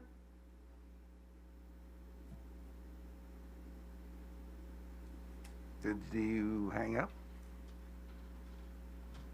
Mayor, she's still on the line. She was muted because her time was up. Oh, okay. Thank you. All right. Well, thank you, everybody who testified. Thank you for the presentations, each and every one of you. At this time, I'll entertain a motion to close the public hearing. So moved. No? Motion to close the public hearing. I second the motion to close the public hearing. Start voting, please. Your Honor, that motion carried unanimously. Thank you.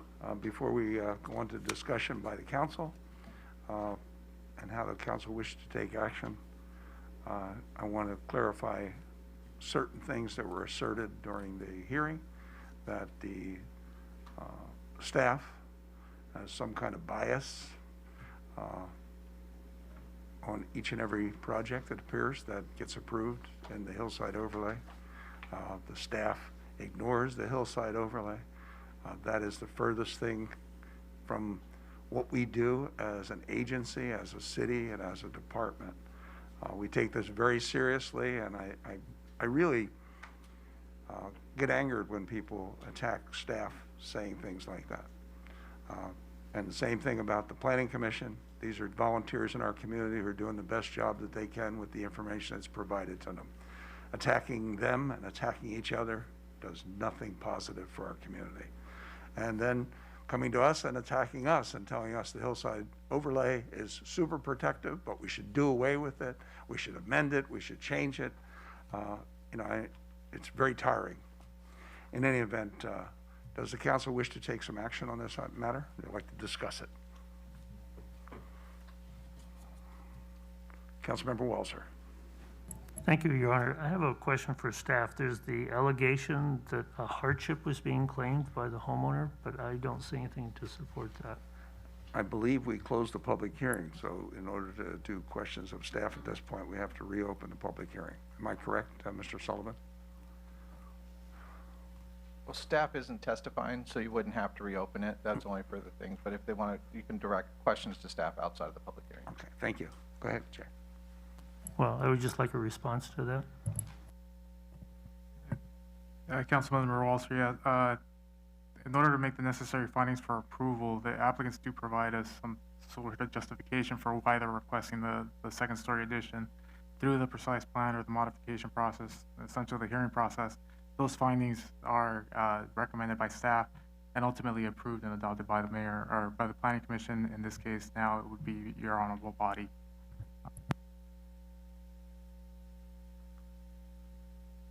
Okay, that didn't answer my question about hardship. Is there a claim for hardship by the homeowner? I'm sorry, Councilmember Walser. Yes, I believe that the applicants did submit some documentation stating that their hardship was related to their growing family and their additional needs. Thank you. Councilmember Matucci. Thank you, Mayor. I do have a concern. I know there's a lot of thought and decades of history behind this overlay. I do feel that I think there is definitely always some room for improvement. You know, one of them, of course, and I think I mentioned it before, is the hardship portion of it. What I have the problem with is that we're giving a permanent, basically a permanent structure being built for a temporary, I guess, a temporary situation. In other words, you know, a baby will eventually grow, or they might sell the house 3 years from now and such. I think that portion, sorry about that, that portion about on the Hillside overlay ordinance, to me, creates a lot of problems for us. And it seems like a lot of times that we're here, we're constantly discussing that portion of it, the 0.5, the 0.6. I like for us to eventually get to the point where we clarify certain things such as that. And I also have an issue with us using, I guess, feelings, our own personal feelings and thoughts as to what constitutes being view or not. I think that's something, I mean, how do we put a gauge on view? Because one individual in the planning department might say, oh yeah, of course they're blocking the view. Another one might say, well, they're not really much view, you know. So we're leaving it open for it's almost like a huge gray area that could be one day it could be Joe working the counter and says, yeah, there's no view. The next day might be Harry, and Harry says, oh yeah, that's plenty of view. I don't know, I wouldn't approve it. I wish to see us put a little bit more science behind what we constitute being a view. I know it might be an impossible task, but you know, whether it's a percentage of what we see, you know, if there's a mechanism or some kind of technology that can actually calculate, you know, if you're looking out this window, you know, calculate how much of it is view. If it's more than 5% that's being blocked by a structure and such. I don't know. I'm just kind of throwing ideas out there, but because we always end up we're always up here it puts everybody, all of us, in a bad situation. And it also puts neighbors against neighbors, which is something that we definitely don't want. So I'm kind of torn on stuff like this because, you know, after visiting the properties, yeah, there is some impact on the view, but how much is enough to deny or approve a project?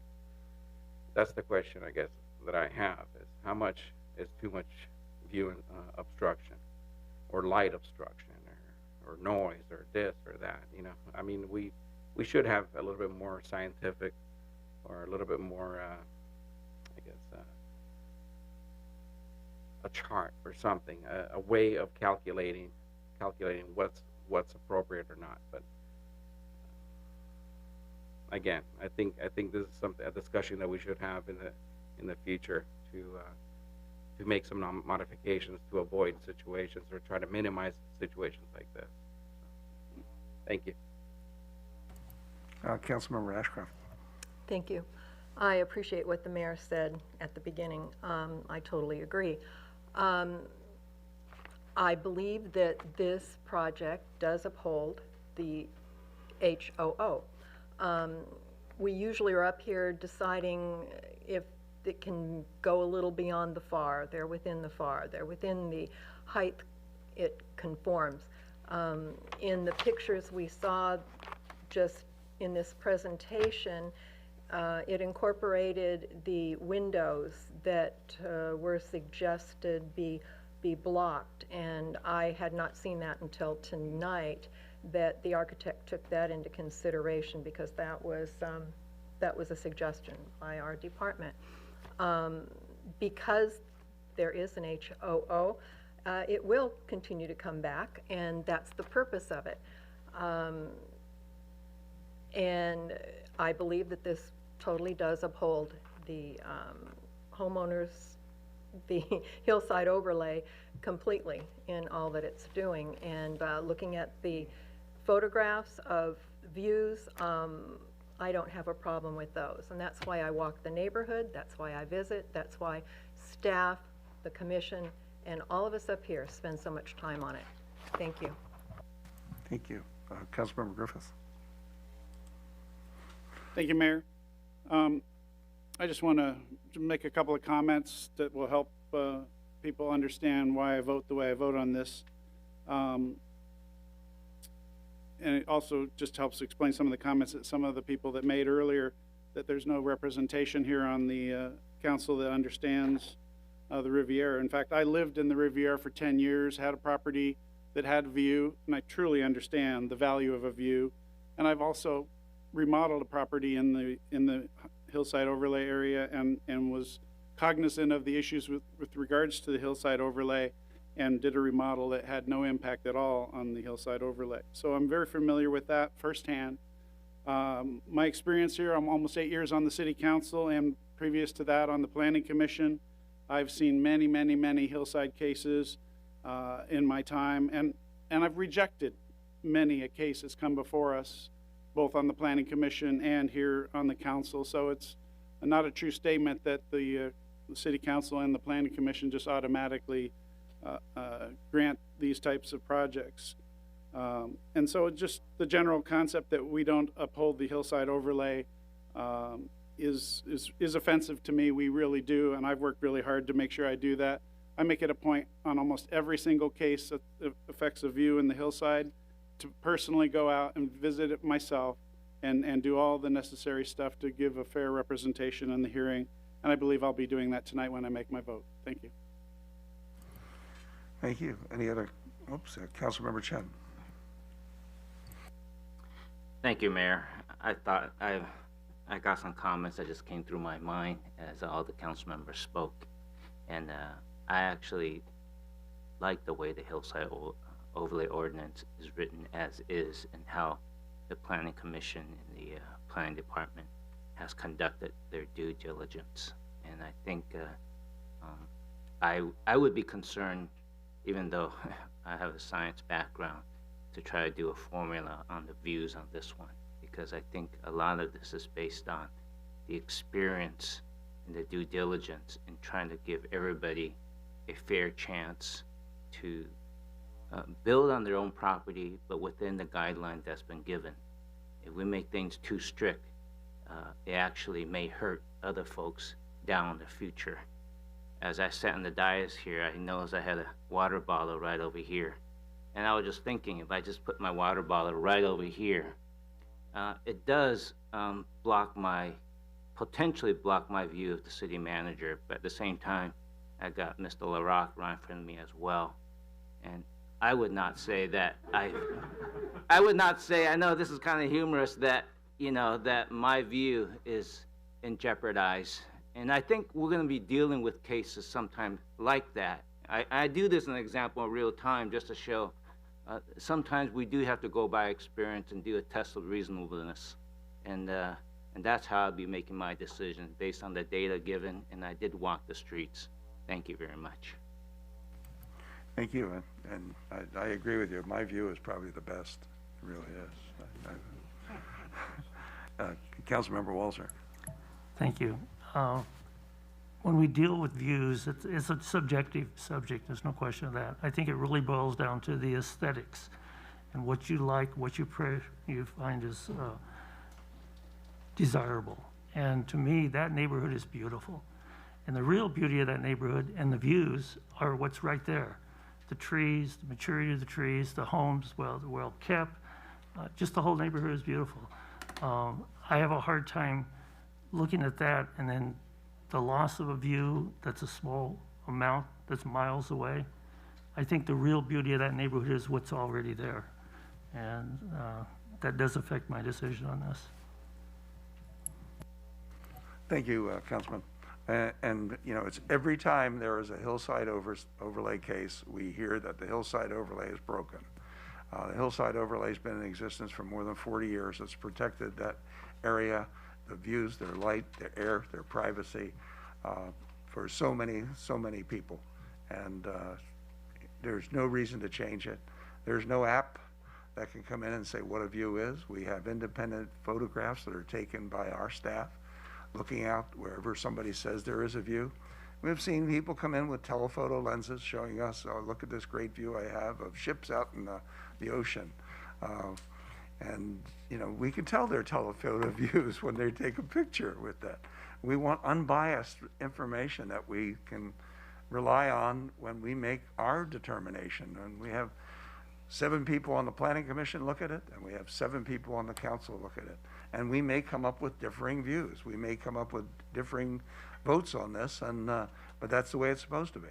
But in the meantime, we're protecting the people in the Hillside overlay area.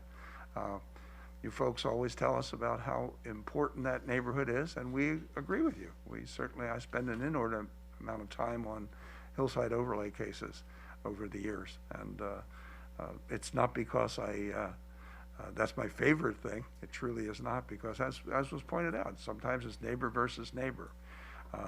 People right next door to each other, sometimes they're feuding over maybe little things. Maybe it has something to do with children playing loudly outside, and all of a sudden they don't want anybody to make a change. I don't know. It amazes me sometimes because, as was pointed out by Councilmember Walzer, it's a beautiful neighborhood. And you got the founder of the Hollywood Riviera. That home is right there on that block, the Reed House.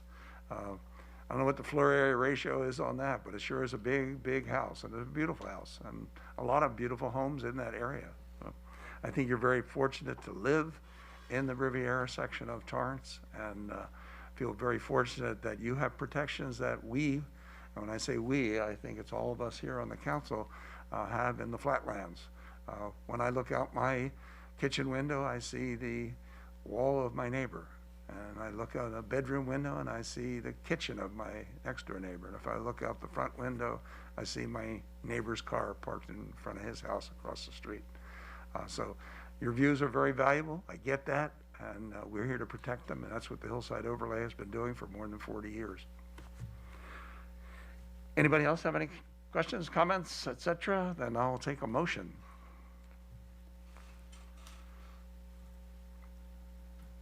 Or not. Mayor, I move to concur with the staff recommendation to deny the appeal and adopt a resolution approving a modification of a precise plan to allow a second-story addition to an existing 2-story single-family residence on a property located within the Hillside Overlay District in the R1 zone at 139 Via Monte de Oro. I second.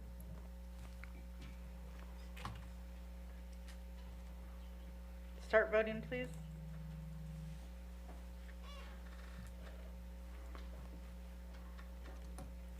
Your Honor, that motion carries with Councilmember Matucci voting no.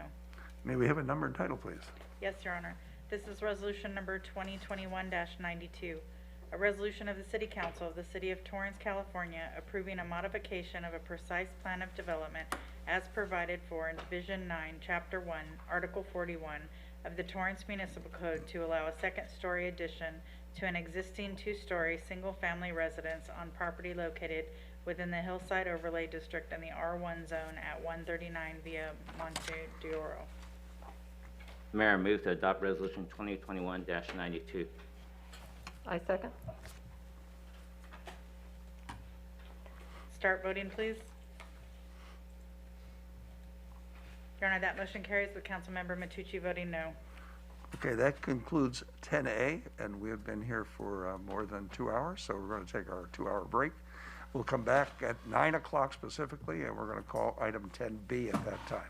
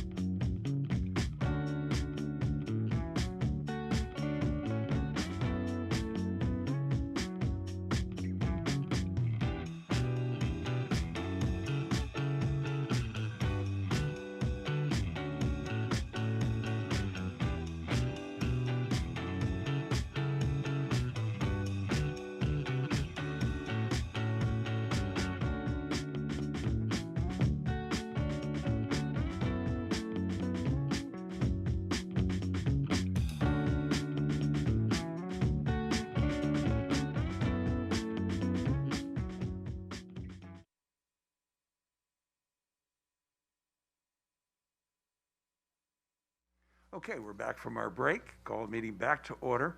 Now is the time and the place for a public hearing on agenda item 10B. A recommendation of the city clerk and the city manager that city council discuss and take public input with regard to redistricting based on the 2020 census data for the general municipal election to be held on June 7th, 2022. Was this matter properly advertised? Yes, Your Honor, it was. Is there a staff presentation? Yes, Your Honor. Before I turn it over to Douglas Johnson, our consultant, I would just like to inform the public that the mapping tool is up on our city's website on the redistricting page. And now I will turn it over to Mr. Douglas Johnson. Thank you. Hi, Mr. Johnson. Can you hear me? Yes, we can. Oh, good. Excellent. So good evening, and pleasure to be with you, even if virtually. Again, I'm Doug Johnson from National Demographics. It's a pleasure to be working with all of you in the city again on redistricting, as I had the pleasure to do so during the districting process as well. If we want to jump into the slides, you can go to the next slide. There we go. As noted here, the city did move to district elections back in 2018 and conducted a very extensive process with lots of hearings and public input and lots of public drawn maps that eventually led to what you see on screen, which is a highly compact and very kind of nicely organized neighborhood by neighborhood regional map. And as noted on the slide, the first 5 district elections were held in March of 2020 for districts 2, 4, and 6. And then in the upcoming 2022 election, we'll see districts 1, 3, and 5 come up. But in a weird piece of timing, which is not just Torrance, but all the jurisdictions that did this late in the decade, we do have to look at and possibly redraw the district slightly, even though they haven't had an election yet. Because after every census, we do have to redraw the line. And you won't have to do this again until after 2030 census, but at this point we do have to look at this. So if we go to the next slide, please. So the good news is that the current lines are not very far from what's considered reasonably population balance. And some folks say, well, we just did it. Why is that a surprise? Well, even though they were drawn in 2018, they were drawn using 2010 census numbers. So that you can see on the left-hand side here the district number and then the census count from 2010, followed by the new 2020 population count. And from that population count, we figure out the target population. If every district was perfectly balanced, how many people would it have? And then you can see in the population deviation column that some districts are over by a few hundred, some are under by a few hundred, and then 5 and 6 are off by the most. 5 is short by almost 1,400 people from that target population, while 6 is over by a little more than 1,100. So when we're looking at the rules for population balance, the difference between that smallest and largest, the difference between the districts 5 and 6 in this case, can be no more than 10%. And here we're just outside that range at 10.19%. So we do need to update those lines and at least alter districts 5 and 6 to bring them within that, bring the overall plan balance within that 10% range. So at a minimum, we have to move at least 166 people from 6 to 5. Obviously, ideally we'd move about 1,200 because that would get them both close to balance. And the absolute max you could shift because if you move more than that, the district will go from out the other end of balance, would be 2,350 people to come out of 6, and it would still be in that 5% of plus or minus range. But we probably don't want to go that far. We really want to shoot for somewhere between 166 and somewhere around 1,200. So next slide. So this is the same district map that we showed a moment ago, but now it's zoomed in on districts 5 and 6, since those are the 2 that are out of population balance compliance. And so one thought is, the nice thing is that the 2 districts that need to swap population are right next to each other, and they do share a significant long border. So assuming that the goal is to just kind of keep the general makeup of the districts as they are, and as they were decided on last time, and just to do what's needed for population balancing. We're really looking at transferring some population along that border between Ocean and Hawthorne from 6 into 5 to bring them into balance. And so the next few slides, we have some examples of areas that could move, and want to present to the board or to the council to begin the thought process of deciding which area makes the most sense along that boundary. So if we go to the next slide. So this is just a reminder about, as you look at the numbers on each of the slides for each of these small areas, we have to move 166 as a bare minimum. About 1,200 will bring them as close to balance as those two districts can do, and we can move no more than 2,350 at the very most. So next slide. So starting at the north end of the border between 5 and 6, as we look at kind of segment by segment options between Hawthorne and Ocean for what could move from 6 to 5, the very north section is just about the right number at 1,373. So if we were to move that, that would bring the two districts into balance, and you could be done at that point. So this is, as noted at the top, it's bounded by Sepulveda, Hawthorne, Lomita, and Ocean. If we go to the next slide. So option B comes down, and this reflects the different population densities of different parts of the area we're looking at. But according to the census, the area in option B had 307 people, so it would be enough, but just barely enough to bring them into balance. And this would be the area, again, from Lomita, Hawthorne, and Ocean, in this case, 200 to 238th Street. Next slide. And then just south of that is a much more densely populated area, much smaller area, but almost 3 times more people, with just over 1,000 people. So again, this segment all by itself would be enough. And again, we're going south of 238 between Hawthorne and PCH and Ocean. So that kind of polygon-shaped area would switch 1,000 people. And I think we have one more. The next slide. There we go. Yeah. And so the last segment, as we look down this corridor, going south of PCH, between Hawthorne and Ocean, going down the existing district border, which is at Newton, that would move 613. So that would be enough to bring these two districts into balance if that was a segment that you wish to move. So, and then, is there another slide, or is that the last one? I think that's the last one. Oh, yeah. Oh, right. So walking through those different options, again, these are the minimal changes. The council, of course, does have the right to look at the rest of the map if you wish, but there's no requirement to do so, given that they are population maps, and given how compact and neighborhood-oriented they were when you originally drew them. They even though the California Fair Maps Act and its redistricting criteria weren't in place at the time, they do fully comply with all those requirements. Residents, though, that do want to look at options would look at those links that you gave there. And the next steps are for receiving public input. You can give us direction this evening, and then there'll be 2 additional hearings in this process. 4 hearings are required by state law. And those must be completed and the map adopted so we can get it into the registrar by December 15th, which is our statutory deadline to finish this process. So that's a brief presentation. Happy to answer any questions you may have, and hopefully get some direction. Thank you, Mr. Johnson. We do have some questions. Councilmember Griffith has one. Thank you, Mayor. Thank you for the information. I like the way you presented it. I just wanted to throw out some information for potential consideration about the split. I agree it just should be between District 5 and 6, which makes the most sense.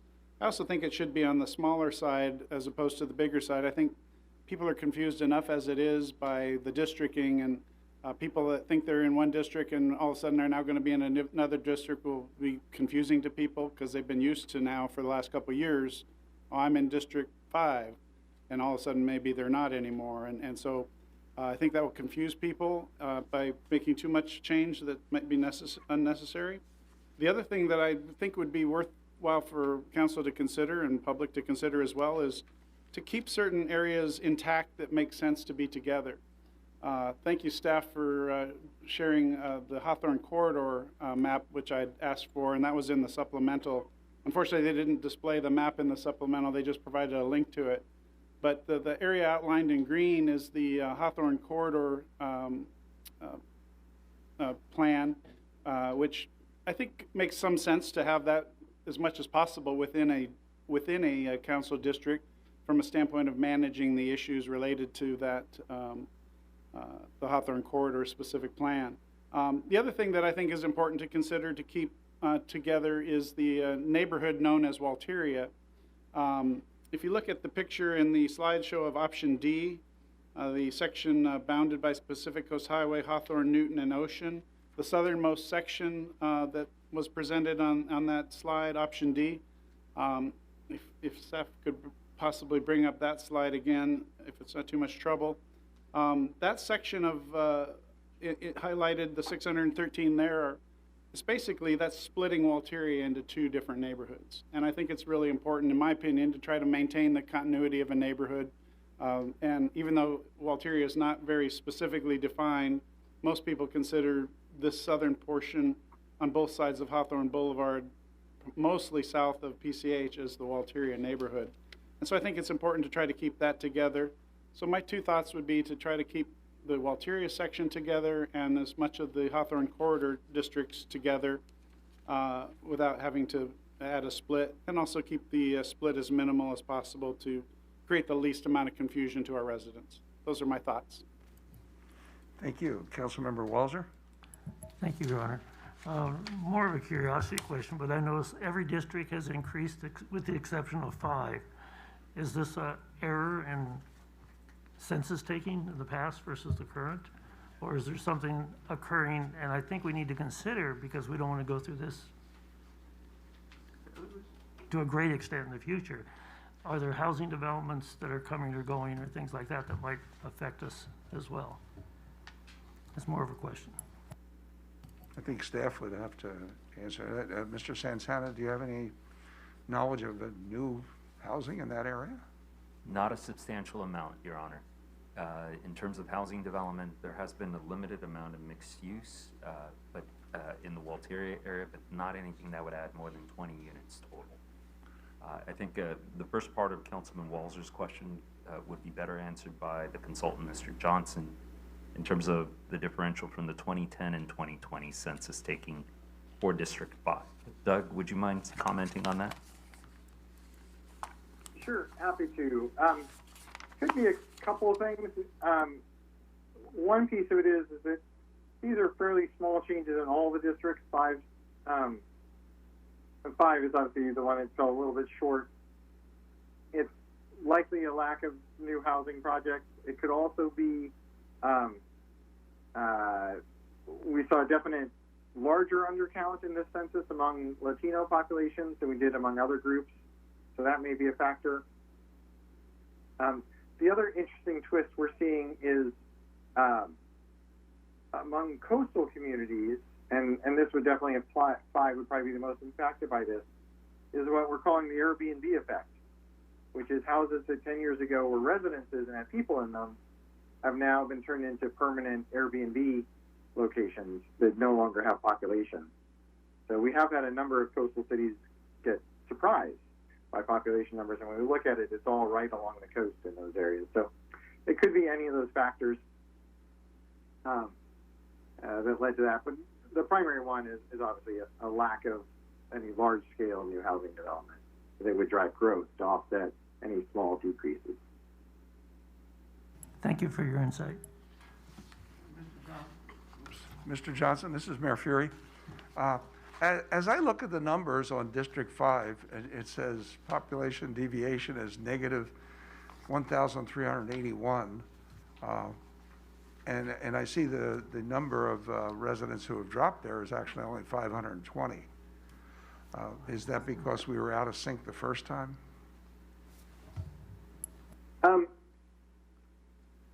There was a little population the first time, but it's more the combination of, number one, losing population, as you know, by about 420, or by 420 exactly, and then the target population going up because the other districts didn't grow a lot, but they did grow some.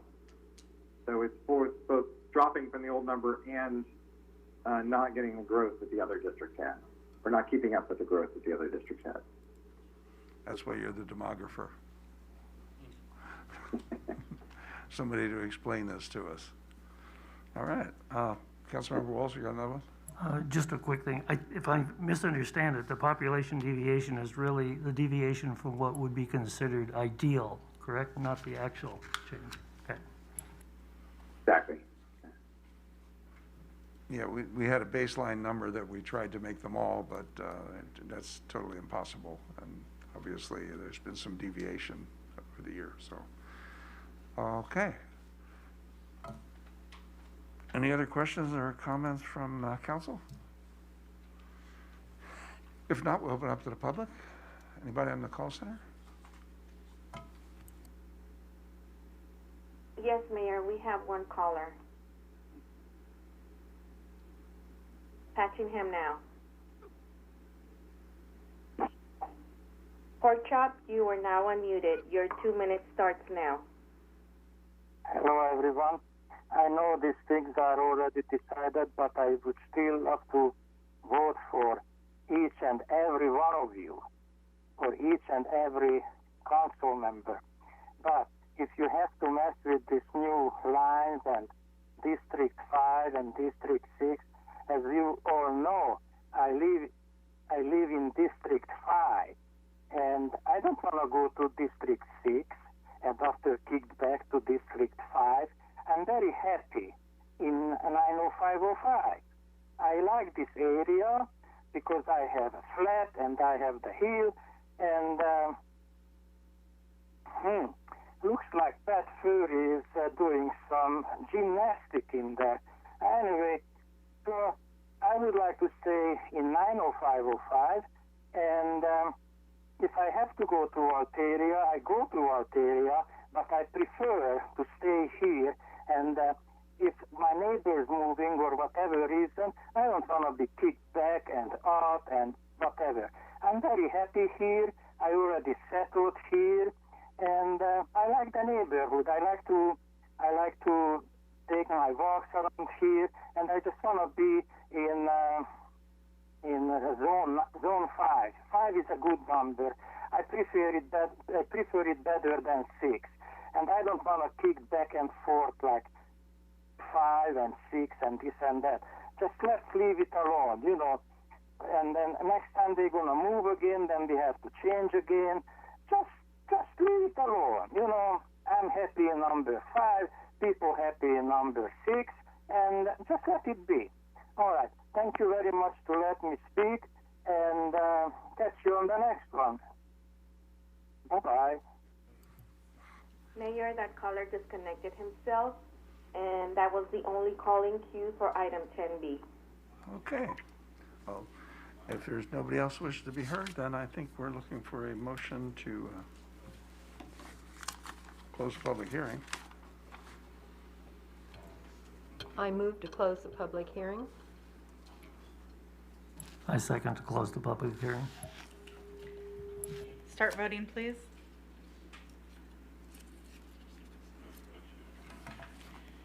Your Honor, that motion carried unanimously. Thank you. I'm advised that there will be 2 additional public hearings on December 7th, 2021 and December 14th, 2021. And then when we complete our task, the council district maps will be then shipped to Los Angeles County Registrar Recorder on the 15th of December. So, motion to... Your Honor, you could either give direction to staff to pursue some of the changes that were shown on the thing, or we can submit those draft maps to you the next time, or you can just accept and file the report for tonight. I think we need time to play with these maps ourselves, and so I'll take a motion to accept and file. We have 2 more meetings to address these. Move to accept and file. I second. Start voting, please. Your Honor, that motion carried unanimously. Thank you. That brings us to the consent calendar. Do any council members wish to pull any items listed under the consent calendar?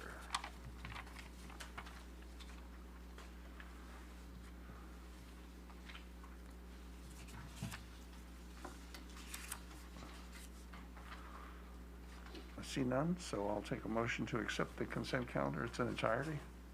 Motion to accept the consent calendar in its entirety. Second.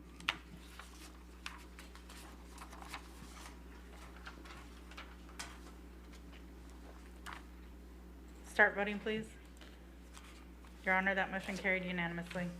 Thank you. That brings us to item 9A from the city manager to provide COVID-19 recovery update and determine direction on orders from the County of Los Angeles and the State of California. Mr. Shapiro? Thank you, Your Honor. Good evening, Mayor, the City Council, Autumn Tryon City Manager. There have been several developments related to COVID-19. I'd like to take a few moments to provide you with the latest update. The City of Torrance continues with our recovery efforts in compliance with the protocols issued by LA County Department of Health. Fitness, exercise, and dance classes at the Cultural Arts Center have moved back to indoor facilities.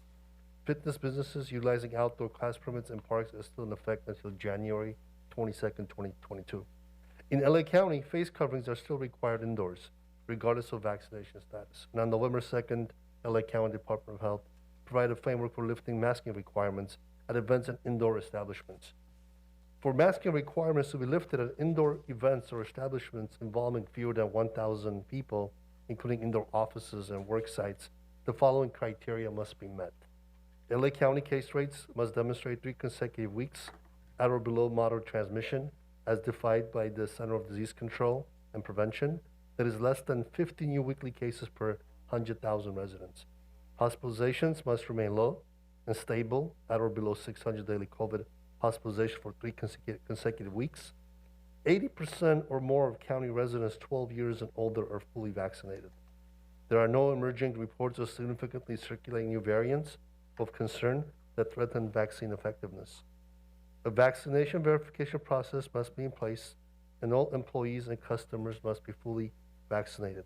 Additional requirements and accommodations must be in place for employees with approved vaccine exemptions.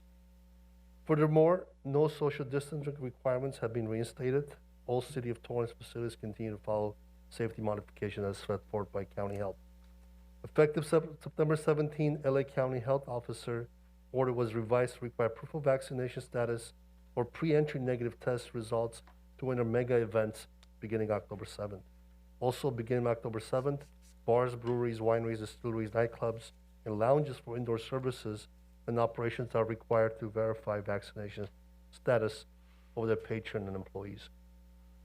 On November 4th, Occupational Health and Safety Administration, known as OSHA, promulgated a new regulation intended to increase COVID-19 vaccination rates, which essentially mandates employers with 100 plus employees to mandate COVID-19 vaccine, accommodating with additional requirements those employees with approved exemptions. This was going into effect in January of next year. Although this is a federal regulation, it is expected that Cal OSHA will modify their emergency temporary standards, known as ETS, to be consistent or potentially stricter than the OSHA regulations. However, on November 6th, the Fifth Circuit Court of Appeals granted an emergency stay prohibiting enforcement of the OSHA regulations on a nationwide basis. It is unknown how long the courts will take to lift the stay or issue a permanent injunction. As a result, the city is preparing to comply with the mandate should we be subject to it. There are now booster recommendations for all 3 COVID-19 vaccination in the U.S. The FDA has determined that eligible individuals may choose which vaccine they receive as a booster dose. LA County Health has begun to administer the Pfizer vaccine to children ages 5 to 11, now that the CDC has given its approval. City of Torrance has consolidated the latest vaccine updates on one page and will utilize all social media outlets to share this information. The page can be found at cityoftorrance.ca.com/vaccination-info. And lastly, Your Honor and Council, the health and safety of our employees, families, and our community members continue to be the city's top priority. I would like to thank again the city staff and residents for their continued efforts to keep our numbers of positive cases to a minimum. I am available for any questions, as well as Chief Serna and Ms. Swan. Thank you, Your Honor. Thank you, Mr. Shavarian. Are there any questions from the council? I see none. So I'll take a motion to accept and file the COVID-19 recovery update. Mayor, if I may, I believe there's a member of the public who wishes to comment. I'm sorry. Thank you, Mayor. I'll begin to patch in the call. Cat B, you are now unmuted. Your 1 minute starts now. Wonderful. Along with the COVID-19 updates that you've been giving regularly, I want an update on the public health issue of police violence in your city against Black residents especially. I want an update on when Anthony Chavez and Matthew Concanon are going to be fired and when you're going to establish... Mayor, that caller has been muted as they were off topic. Call center, are there any other callers in queue for item 9A? Not at the moment. Thank you. All right. So there's nobody else. I will take a motion to accept and file.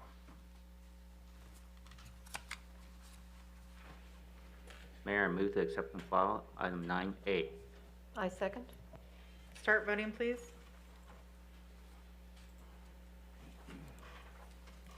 Your Honor, that motion carried unanimously. Thank you. Next item on the agenda is item 9B from the Community Development to adopt a resolution declaring intent to vacate portion of 242nd Street west of Hawthorne Boulevard and set hearing date. From staff. Hey, good evening, Honorable Mayor and Council members. My name is Ted Simons. I'm with Community Development. Item 9B will adopt a resolution declaring the intention to vacate a portion of 242nd Street west of Hawthorne Boulevard and set the hearing date for January 11th, 2022.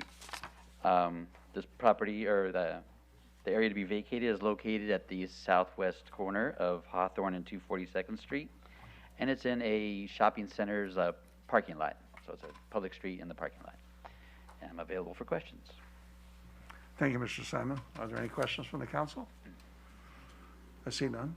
Is anybody from the public on the line? Yes, Mayor, there is one caller on the line. Aaron, you are now unmuted. Your 1 minute starts now. Hi, this is Arun Bumitra. I commend the City Council for their excellent leadership and having a very dynamic city manager. Also, I would like to compliment Ted Simmons, Oscar Martinez, Anthony, and a whole bunch of the staff who worked so diligently with the stakeholders on that particular parcel. My humble request is that at the southwest corner of that intersection, kindly retain and maintain the greenery over there, the landscape. Otherwise, this looks like pretty concrete out there, and looks very nice.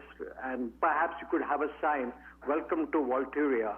The only other request I have is on 242nd Street. There are two curb cuts for residents and visitors. If they should continue to be available for residents, so make it safer for the traffic and for people to access the merchants over there. Thank you so much for giving me. Mayor, that caller was disconnected because his time was up. Thank you. Are there any other callers? I believe there's one more call coming in.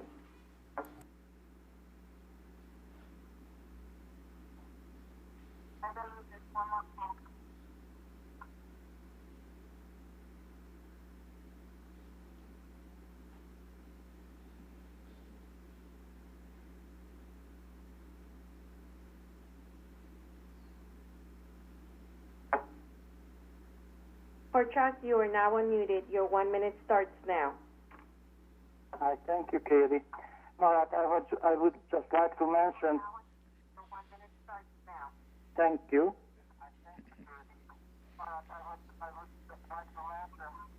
Oh, I would like to just mention that intersection at PCH and Hawthorne Boulevard, and I think this related to the same thing, the 242nd Street. Congratulations, have this project stretching got almost 10 years. And then they made a bunch of, holes and digging and more things in the past month, all not much improvement. and this is a good. Mayor, that caller was muted as he was off topic. Call center, are there any other callers in queue? Not at the moment. Well, if there are no other callers, then we will take a number and title, please. I had a question. Oh, I'm sorry, I didn't see you. Councilmember Griffiths. Yeah, thanks, Mayor. I just had a quick question, kind of in response to the first caller. If we're vacating the easement on this, the maintenance of the property being vacated will be up to the property owner, is that correct? Yes, true. So the pavement, the parking area, the green space and all that, that would no longer be the city's responsibility, which we've been, I guess, providing some level of maintenance over the years. That is correct, yes. Great. I just want to make sure that's clear for everybody. Thank you.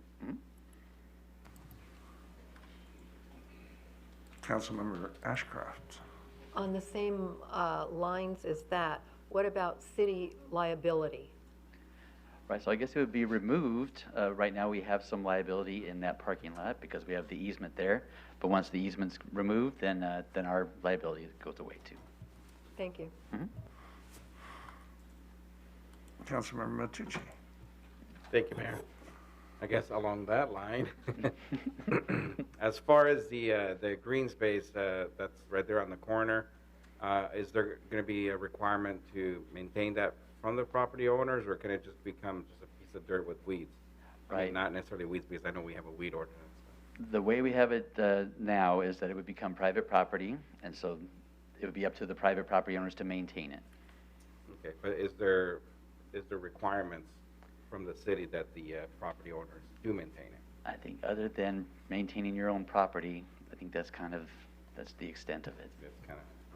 Councilman Danny Santana, Assistant City Manager. It would be subject to normal code enforcement and property maintenance requirements that exist in the municipal code now. Okay, so what's there that's existing now could eventually just dry up and die, and we have very little. That would be a possibility. It would also be possible to be developed or incorporated into a future development. It is within the Walteria district of the specific plan. That district does allow for a 0 lot line setback, as it is an urban village type environment. Gotcha. I think the concern that I felt from the first caller was that it's just going to become abandoned piece of dirt that nobody wants to take responsibility for. So I wish we could have something within the hearing that actually clarifies that somebody needs to take care of that, somebody being the property owner. Councilman, that's a very important point. I believe staff has communicated to all the interested parties that this scenario would involve transfer of not only ownership but all liability for maintenance moving forward. I do not believe prior conversations involved an expectation to retain the existing landscape planner. If that is a desire by council, that can certainly be incorporated into the item that will be presented to you on January 11th. I mean, me personally, yes, I would like that. Thank you. Anybody else? That brings to mind. If there's nobody else on the call center, and no more questions here, then we'll take a number and title, please. Your Honor, this is resolution number 2021-88, a resolution of the City Council of the City of Torrance, California, declaring its intention to vacate a portion of 242nd Street west of Hawthorne Boulevard in the City of Torrance, fixing a time and place for setting the date for a public hearing thereon, and providing for the publication of the resolution. Move to adopt resolution 2021-88. Second. Start voting, please. Your Honor, that motion carried unanimously. Thank you. Next item on the agenda is item 9C. 9D is in date. 9C is in Charlie. From the city manager to adopt a resolution setting forth the hours, wages, and working conditions for certain full-time salaried and hourly employees. From staff. Yes, thank you, Mayor. Good evening, Mayor and council members. Katie Wand with the City Manager's Office. Item 9C is a recommendation of the City Manager that City Council adopt a resolution setting forth the wages, hours, and working conditions for certain full-time salaried and hourly employees beginning January 1, 2022, and repeal Resolution 2018-85 in its entirety. In order to keep memorandums of understanding current, Staff is recommending that City Council adopt this resolution to reflect the most current pay scales for employees covered by this resolution. In the proposed resolution, staff has incorporated all positions and salary adjustments that have been approved by City Council since August 2018, when the current resolution was adopted. As part of this item, staff is also recommending a pay scale adjustment for the ambulance operator position to comply with the minimum wage law and to ensure we can attract and retain employees. The associated cost is $45,616 annually. However, there is no new unbudgeted cost since minimum wage is already built into the fire department's operating budget. I am available for questions. Thank you. Thank you. Are there any questions? I see none. Anybody from the public at the call center? Not at the moment, Mayor. Thank you. City Clerk, may we have a number and title, please? Yes, Your Honor. This is resolution number 2021-89, a resolution of the City Council of the City of Torrance, California, setting forth the hours, wages, and working conditions for certain full-time salaried and hourly employees beginning January 1, 2022, and repealing resolution number 2018-85. Move to adopt ordinance 2021-89. I'll second. Start voting, please.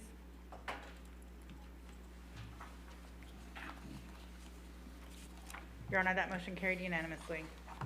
Thank you. Next item on the agenda is item 9D from Community Services to receive an update on Coyote Management Program and provide direction on options for trapping from staff. Good evening, Honorable Mayor, members of the City Council, John LaRock, Community Services Department. Tonight is a status report to update your honorable body on the Coyote Management Program. Our most recent update to you was provided on May 4th of this year. Staff have increased public information outreach regarding coyote management, reducing attractants in residential areas, hazing techniques to avoid negative interactions, and yard audits, providing a checklist for property owners to mitigate items that could attract coyotes. The city's educational outreach to the community follows the California Department of Fish and Wildlife guidance that the best method for controlling coyote activity in the city is to reduce elements of attraction, including that food should never be left outside to support pets or feral and wild animals, that trash receptacles and compost be secured, that pets, including small ones, should not be left outside alone. Where applicable, fences adjacent to likely habitat should be installed, and that dense underbrush, grass, and shrubs on property should be trimmed or removed to deter denning locations. Our coyote reporting portal for incidents is available on the city's website and is accessed from any computer or mobile device at torrancecoyote.customerportal.help, and provides the community with information about coyotes, the role the public has in reducing habitat and conflicts, and instructions for providing a detailed report, including the submission of photos and videos. Reporting data for the calendar year 2021 to date, there were a total of 261 reported coyote incidents, including 234 sightings, 2 cat attacks, 16 cat attacks resulting in a cat fatality, and 9 fatalities of an unknown animal species. For the trapping period that concluded on March 19, 2021, 15 coyotes were trapped. As a comparison, the 2019-20 trapping period recorded 14 coyotes trapped. For our potential 2021-22 trapping period, 2 separate requests for proposals were issued. Following the second RFP, the vendor Coyote Wildlife and Pest Solutions, Inc. of Anaheim, California, was chosen by a staff panel. Their services are available in 6 or 12-month periods. Their 6-month program would cost $27,600 and be provided 5 days per week for the working days of the week. There would be a second 6-month program option at an additional $27,600, or a single 12-month program commitment available for $55,200. Their proposal amounts to $240 per day of trapping. This is a reduction of approximately $180 per day from last year's contract, albeit only with weekday trapping. It should be noted that weekday trapping services are available. No responding vendor was able to offer 7-day per week trapping due to staffing shortages. Additionally, as per the existing coyote management program, the city commenced interim trapping on October 11th, and this interim trapping would be superseded by any direction tonight to continue with the trapping program. Our recommendations this evening are that you receive and file the update on the Coyote Management Program, provide direction on coyote trapping services, specifically the term, and if the term exceeds 6 months, approve an update to the city's Coyote Management Plan reflecting the new trapping period. That concludes the presentation. We're available for any questions. Thank you. Thank you, Mr. LaRock. We do have some questions. Councilmember Ashcraft. Thank you. Thank you for answering my questions and my email to you. I find the report really interesting because it's really consistent from year to year as to the number of coyotes that are trapped, and that the largest month of trapping was consistent from year to year as December. One of my questions I asked you that you answered was, what are the traps like, the snares? And you said they're state mandated. I was on council when this was all initiated, and it was a big deal about traps. And if they're state mandated, I don't remember that being said, that we looked and were convinced on certain traps.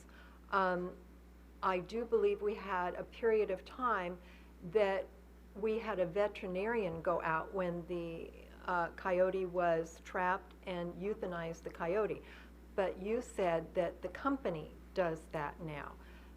Was there a time since you've been here that the veterinarian went out? Councilmember Ashcraft, not during my tenure, nor could I find any historical information that indicated veterinary services were incorporated in the prior trapping seasons that the city has engaged in. So I don't know if that was a cross of information, but to date, all of our services have been conducted by the trappers themselves to euthanize on site following a trapped animal, as is required by state law.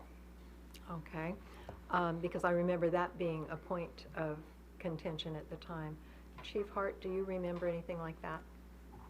Chief Hart, ma'am, what I remember about that is that was when animal control officers were responding to calls of coyotes and capturing them, and then they would have to hold those coyotes, call an on-duty veterinarian to show up to then euthanize those coyotes on scene.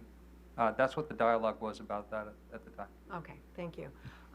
Okay, I just wanted to be consistent in what we're doing there. And being that this is a new company, I would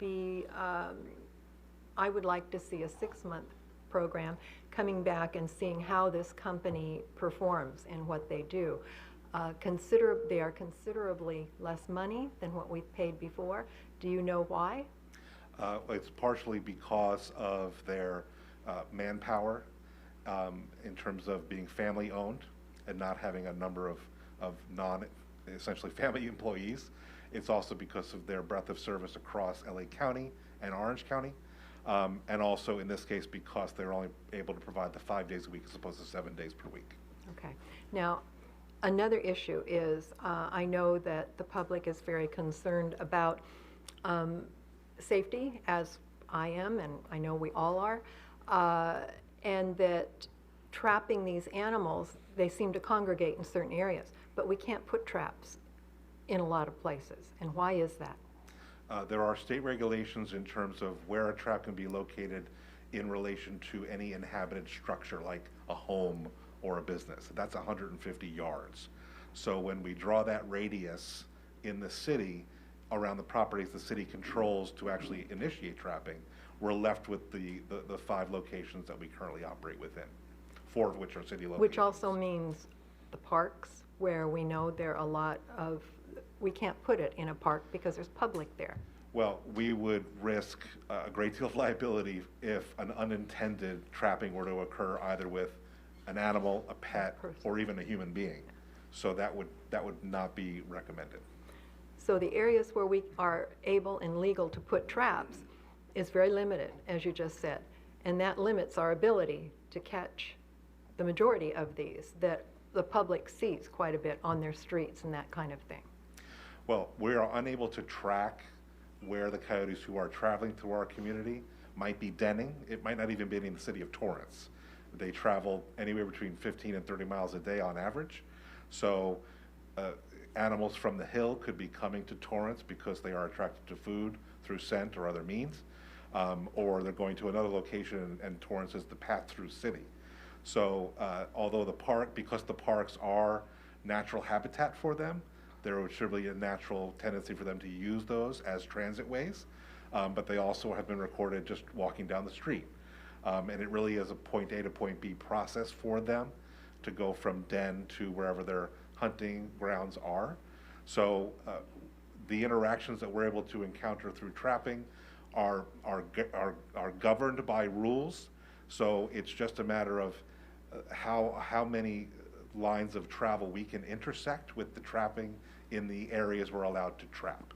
We're limited there, and ultimately, as noted in the report, our best defense is arming the community by reducing the attractants, because the science indicates that we will not trap ourselves out of the program, out of the problem, excuse me, and trapping creates a vacuum of territory where a new coyote, or what's called a transient coyote, will inhabit, and there is some thought that that new coyote doesn't, quote, know the rules of the city, and so more negative interactions can happen because that coyote has not been essentially socialized to the environment where people are to haze them, or natural habitat exists in the hillside, for instance, at our PV, where they might not be disturbed by humans. Okay, and then when you said we could be a pass-through city, what cities that connect with us are trapping animals? Well, Rancho Palos Verdes has just started a trapping service with this same vendor. It is slightly more targeted. They have a slightly more property that is within a 150-yard range, certainly all the horse trails and so forth, and obviously the hillside. They're doing a more targeted program, really responding to what they consider nuisance coyotes that unfortunately might result in a human-coyote interaction. But they have initiated that along with their education and reporting program, as we have. And then both cities have begun to discuss with the South Bay COG member cities to essentially standardize what package we have for information to the public, as well as trapping options, sharing that with all the member cities. And there is initial buy-in that City Manager Traparian has led from all the other city managers to start to host that information and empower their communities to start to reject the attractants and to have a regional approach to kind of say we're closed to coyotes based on suitable habitat. I'm glad you brought up South Bay COG, because I know that Councilman Griffiths and I attended many meetings and tried to get, when we initiated this program, and cities were interested, but they wanted us to do everything, which doesn't work because coyotes don't live just in Torrance. Okay, thank you. I'm supportive of a 6-month program to see how this company does. And thank you for all the work. Councilmember Kalani. Thank you, Mayor. Mr. LaRocque, if we were to go to a year-round coyote trapping program, what performance measures could we put in place to make sure that, I guess, we're getting our money's worth? Thank you, Councilmember Kalani. The performance of any trapping vendor is not measured in the number of coyotes they may or may not capture. That is a completely arbitrary process. They make their best efforts based on the science available to them to both have scented and non-scented traps, and through the process of doing it week over week, they learn what might work best in what locations, slight adjustments based on what they see in the field, in terms of path of travel and scat and other evidence of coyote presence. So really our benchmarks for this vendor, or any vendor frankly, is adherence to the scope of services in the contract, which in this case would be obviously being fully licensed by the state and keeping that and their insurance valid. It would be to make sure they're using the state approved and licensed trapping devices, that they are visiting the traps on a daily basis as required by the state, and obviously to deal with any trapped animal that is a coyote by euthanizing it following trapping, to release any non-target animal that might be trapped in the field, provided it's not injured, or if it is, turning it over to animal control for transfer to the animal shelter at the LA County in Gardena. Also, obviously, timely billing, professional record keeping, data transfer to the city when requested, the access by the city staff to inspect the traps and their work in the field, which we do on a weekly basis, and then obviously responsiveness as a whole in terms of being a partner with us on this program. Thank you. Thank you. And if we were to go to year-round trapping, you would be monitoring their activity and their performance measures, and could we exit the contract prior to a year if we saw that they were not fulfilling our expectations? We will be able to provide a 30-day notice of exiting the contract. At any time? As with the vendor. At 2 months, at 4 months? Certainly. Okay, all right. And then I know in the past, I haven't seen updates, well, public updates. How often would those be done? To date, we've been coming to council at least twice per year. One at the end of the trapping cycle from that started the prior calendar year, as we did in May of this year. And then again, in the prior to what will be the fall trapping season in October. We're late this year, so that's why we did the interim trapping this year, to make sure we started on time, so to speak. So at least twice a year. If the council wishes to see additional updates, we're more than happy to bring them to you. Okay. Thank you. Thank you. Councilmember Matucci. Thank you, Mayor. Thank you, staff, for putting this RFP out. I think it's very important to get other companies, give other companies the chance to service our needs. I think overall there's a misconception that other cities aren't doing anything. Actually, they are. They're just maybe not as aggressive as maybe we've been. I think every city leaders that I've talked to about the Coyote problem, it seems like it's a regional issue. It's not just Torrance, it's not just RPV, it's not just rural areas. It's also urban areas like ours. But I think what's happening, and now correct me if I'm wrong, LA County seems to have dropped the service that they were providing to RPV. That's why they had to go, at least that's the story that I got. They had to go to a trapper of their own. I guess it's the trapping company. Is that correct? Is that a correct statement? Well, what I will add to that, Councilmember Matucci, is that LA County will only respond after a human-coyote interaction. And then they will try to intercede to capture that target coyote, because they are deemed then to be immediately euthanized because of that conflict. They don't provide what you're considering this evening, which is placed traps on a regular basis. And that's why they wanted to see that activity for having placed traps based on activity hotspots within the law. So that's why they've extended their program to have a vendor come in, the same one we're considering this evening, to do targeted trapping in allowable areas. Okay, appreciate that.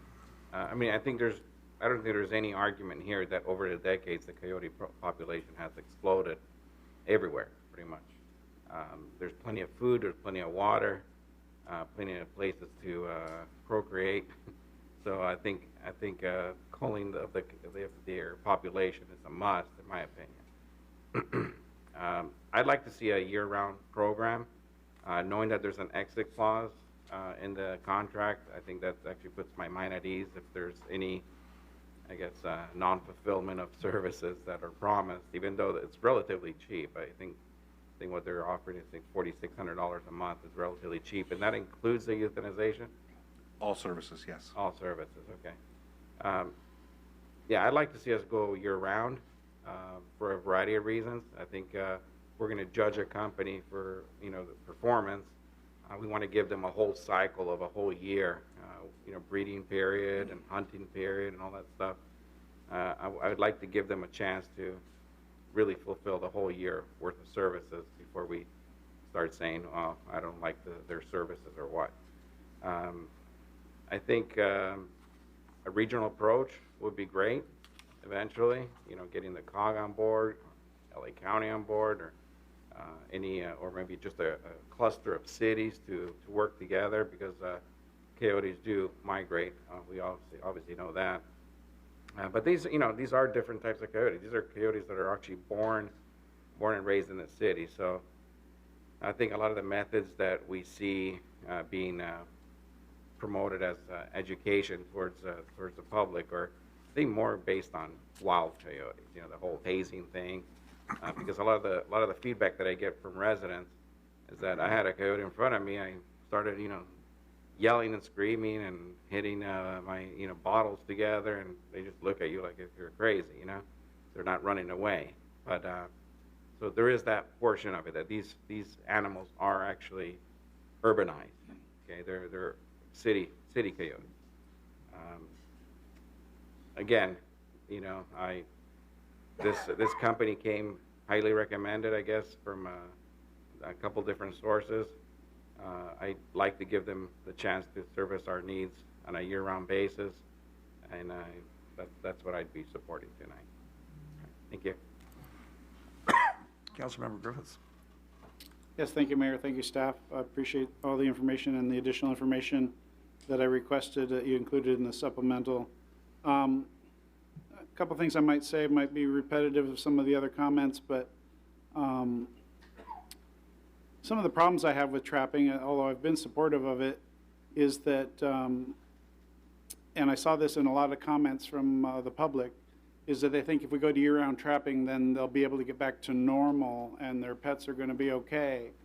And I just have to say that if we go to year-round trapping, there will still be a coyote problem, and it will not allow you to go back to normal.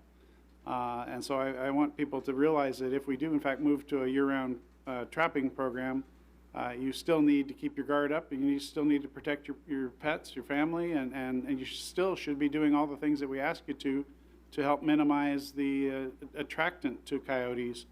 As has been said, the coyotes are not restricted to Torrance. There's no coyote fence around our city that keeps them in or keeps them out. And when we do capture them, as per we've heard 1,000 times from animal experts, is that you create a vacuum of where coyotes were, and new coyotes will come and fill it as long as there's food sources and an attractive place for them to go. So I'm a little concerned that people might get a false sense of security if we move to year-round trapping.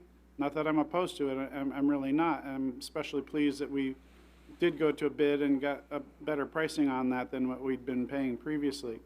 I still think this is a regional problem, and I think that the fact that we've been the only city in the South Bay doing active trapping, and now with RPV doing limited trapping, I still think that the burden of, the trapping efforts are going to be on Torrance, and we'll keep trapping, and the coyotes will just keep coming in from all around our neighboring cities, and so we're going to end up doing all the trapping for all the South Bay, and it really isn't going to tremendously impact the overall coyote issue because of the fact that coyotes do migrate and move around.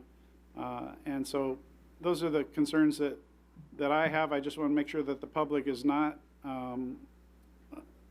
feeling secure if we move to year-round trapping. The other thing is it's really important. I know some people have been reporting coyote sightings on other social media locations. It's really, really important for us to have accurate information so that we can guide our trapping resources to the areas where we're seeing the activity. We cannot use those social media sites that people report coyote sightings on because it's not verified by the city. Our hotline people can try to verify those sightings and make sure it's not duplicated and get all the proper information. So it's really important for the public to continue to use the Coyote hotline as well as the app on the phone, the Torrance app, Torrance CA app that provides you services including reporting coyotes. Very simple to use. Most people have a smartphone these days, and I highly recommend people to use that. What else did I have on my list here? Oh, and then the other thing that's already been touched that I just have to reemphasize is people think, oh, we saw a coyote over by this park, but they don't realize that even though we do have a trapping program and we're actively trapping, we can't necessarily put the traps there because there's such limited places that we can actually put traps throughout the city. And so just by the fact that we hire a trapping service doesn't mean that we're going to be able to cover all the areas of the city that potentially would have coyote activity. So there's a lot of falsehoods that people have in doing this trapping program, and I just hope that, assuming we do go forward with this, and I am for it, although I would, if we do decide to go forward with a 12-month, I would like to see it a 6-month review so that we can see how the program is going, and that would be part of what I would vote for. But I just think that I want to make sure that the public does not get a false sense of security that because we've moved to potentially year-round trapping that all their problems with coyotes have been solved. It will not be the case. Thank you. Councilmember Chen. Thank you, Mayor. I think when we first discussed this coyote issue, I had a friend who moved to Florida, and he said, George, you know, urban coyote issues is not just Torrance, it's nationwide. They're having problems with Florida as well. The first time we brought this issue to the COG, I think over a year ago, I think at the time, the COG, it was a interest or no interest to address this issue as a regional issue. And the COG at that time was no interest. And at that time, one of the things that was happening, it was that the cities on the peninsula was actually getting trapping support by the LA County. And that's when we started looking into options of trapping. Within the last 6 months, after one of our council meetings to talk about trapping, and I think it was asked, can we have a regional approach? I think it was asked of me to bring it up to the COG again. There's an interest or no interest to address it on a regional level. And that was when Councilman Cruikshank and RPV mentioned that, yes, previously the cities on the Hill were being supported by LA County, because I think we actually approached LA County when we first started, and they said they didn't have enough resources to help us. I think our city manager is nodding correctly. That's exactly what happened. And Councilman Cruikshank from RPV said, you know, the county stopped doing that. Now we're interested to setting up our own coyote management plan, and subsequently they hired this company that we're considering right now. The COG's approach at the time when we discussed this was let RPV and Torrance take the lead and see if there's some synergy we can put together, and then the rest of the city and the COG was just kind of doing a little wait and see. I think what the situation is, I'm wondering for staff to look at is, I'm actually in favor, based on the information that's given to us, to do the year-round trapping, because it looks like even option 2 for 6 months at $27,600 and 12 months with just $27,600 times 2. There's no discount if we sign up for a 1-year plan or not, and then we still got 30-day stop, stop the contract clause. So I'm in favor of the 12 months one. The other thing I'm also wondering is, I know there's discussion about whose data is the best data. I'm just looking at one of the residents who emailed us data, and I think it shows a Google map of killings by coyote from November 2020 to August 2021. Understands not official data, and I just did a simple count based on that. It shows 47 killings roughly, and quite a bit more. And I'm wondering, is it possible that just like sometimes in our, I think even our police departments start looking at, are there volunteers who can help? Are there community volunteers who can help enhance and supplement our coyote management office at no cost to the city to make sure that there's more eyes looking at the data so that we all get a cohesive validated data rather than, oh, this group called South Bay Coyote has this data, the city has this data. If there's a way that we can, put the two resources together, then we have one solid data, a nice Google map so that the public could actually, click a link and see, yeah, those are where the hot spots are. The other thing I'm thinking is maybe talking to the company, I think we're talking about Coyote Wildlife and Pest Solutions, that as we gain some traction, we talk about coyotes are smart animals. Well, smart animals, if they're being trapped and euthanized on the Hill and in Torrance, smart animals will start leaving the cities on the Hill and Torrance and move to the cities where they're not being trapped. then the other cities in the COG may be getting interested. And what I'm getting at is, if this is the lowest bidder in the South Bay region, if they would consider that as they get more and more interested parties contracting them, is there a multi-bulk package, a discounted rate as they gain more customers, if you will?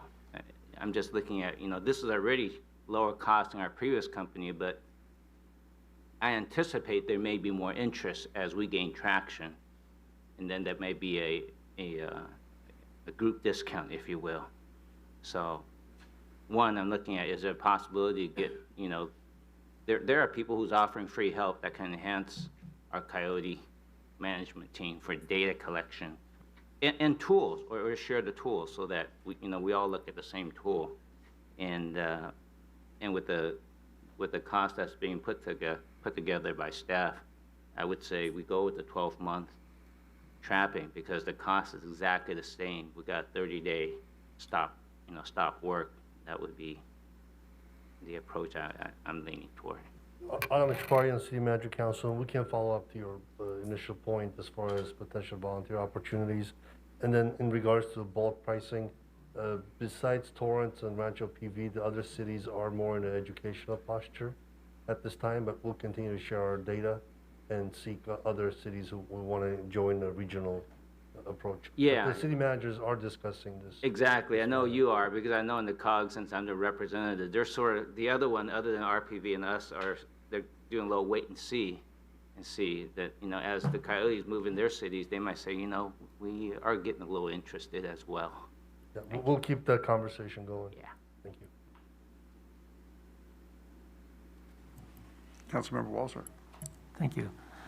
I have a lot of mixed feelings and emotions about this. I read the package, which was very informative. When we mess with the ecological balance and imbalance, and trapping does mess with it, sometimes you open up the Pandora's box to have more things come in. You're also upsetting the balance, because the coyotes do serve a purpose. They help eliminate some of the other pests that are in our environment, be it, rats, mice, whatever. Or also, they may help clean up some of the environment. If a bird dies on the side, they may eat it.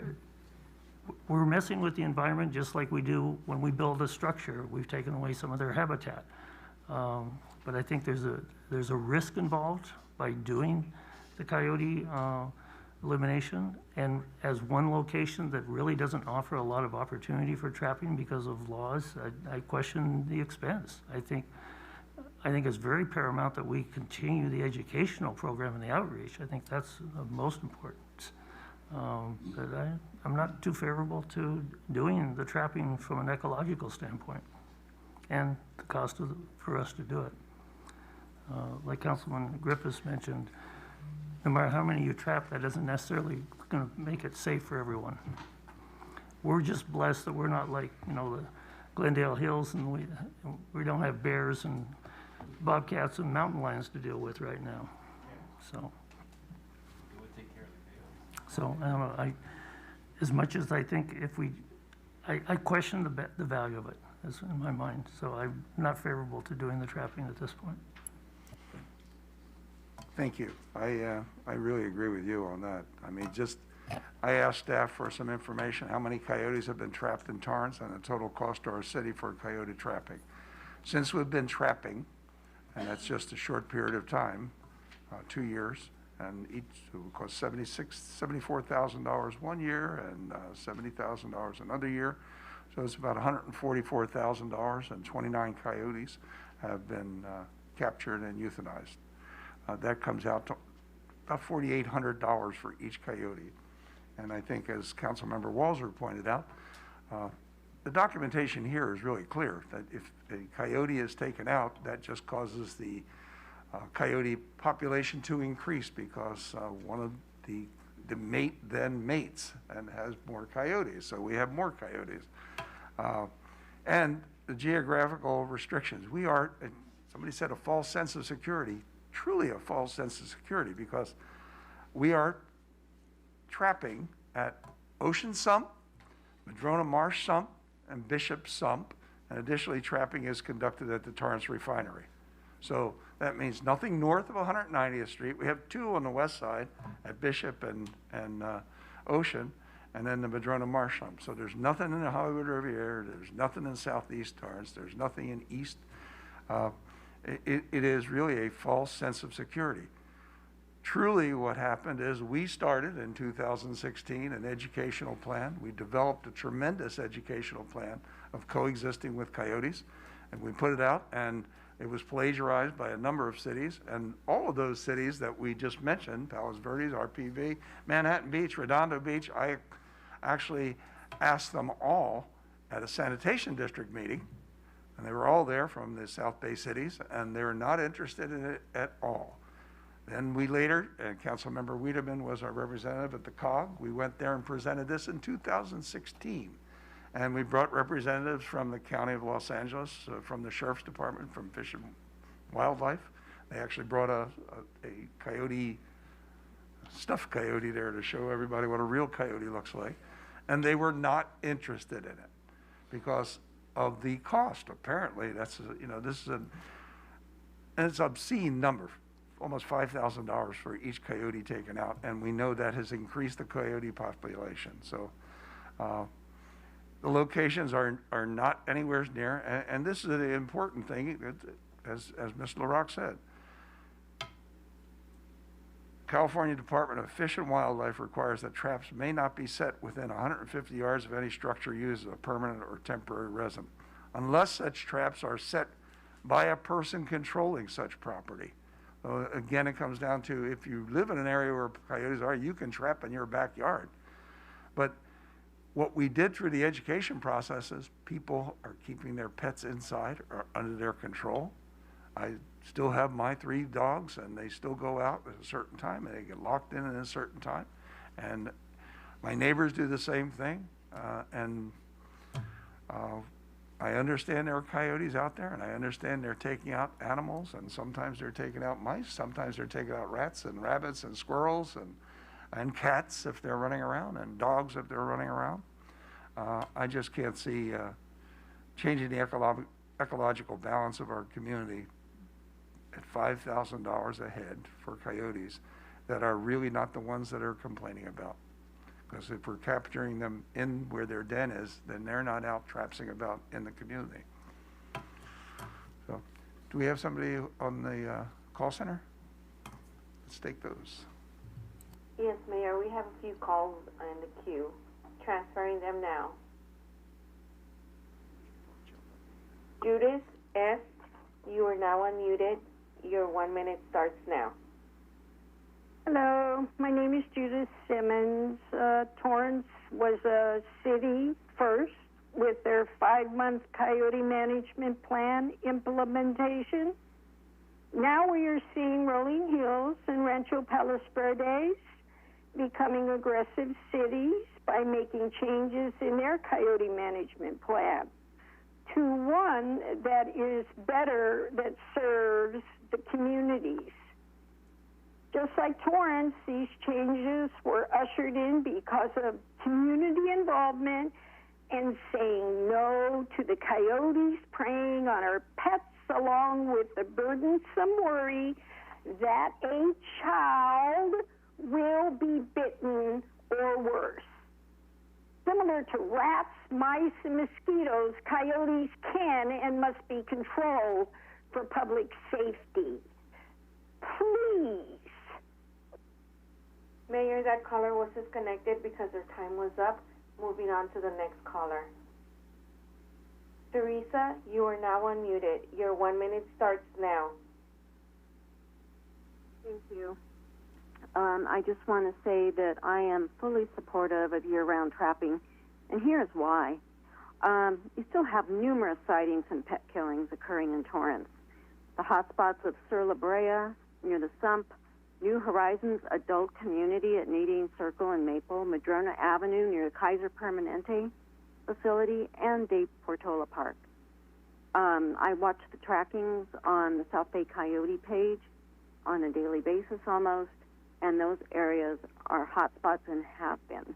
So something needs to be done. and you already have a CEQA requirement that you met through the negative declaration. So I think you should take advantage of that and not let it go to waste by going ahead full speed with year-round trapping that brings the coyote population to an acceptable level and get that activity level to fall. Mayor, that caller was disconnected because her time was up. Moving on to the next caller. Taria, you are now unmuted. Your 1 minute starts now. Good evening, Mayor. My name is Taria Deedle, and City Council, of course. Tonight I'm just following up with you, our elected, on the need, not want, for year-round coyote trapping. Please tonight seriously consider what our community residents deserve: public safety from these habituated coyotes that have become urbanized. And I thank you. Vote for year-round trapping. Thank you kindly. Mayor, that caller disconnected herself. Moving on to the next caller. Pork Chop, you are now unmuted. Your 1 minute starts now. Thank you.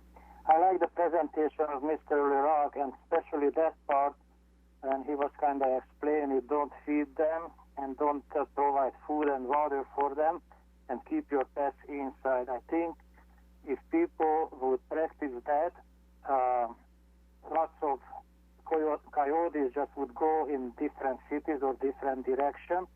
And I also don't think that trapping animals is very humane, leaving them for hours or whatever to suffer. And also I would like to tell you, I just read it one day at the park, at the ocean, the Dolphin Park, Miramar Park. Torrance has municipal codes not to feed wildlife. So if you would give out tickets to people who live outside food and water, then people would get in a good habit not to let their cats out, dogs out, and not to leave food. And Mayor, that caller was disconnected because his time was up, and that was the last calling queue for this item. Thank you. Mayor, I apologize if I may. I believe there's one more call coming in. Thank you.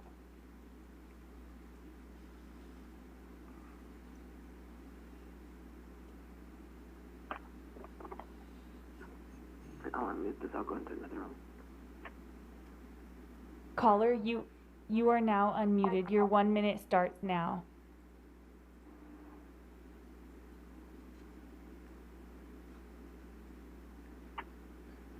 Hello? Yes, your 1 minute starts now. Yes. I know that we want to control the coyotes. However, I have to agree with our council members that this is not where we can put our money. I do believe that it is in training our citizens in how to avoid coyotes to come into our neighborhood. The trapping is not going to stop the coyotes. It's only going to waste our money, and there's other things we need to be doing. Truly, educating our public is where we're going to start having it so that coyotes don't have the easy food that is available. Thank you so much. Mayor, that caller disconnected himself, and that is the last caller. Okay. Thank you. We have a couple questions from council. Councilmember Connie. Thank you, Mayor. It's a couple of comments.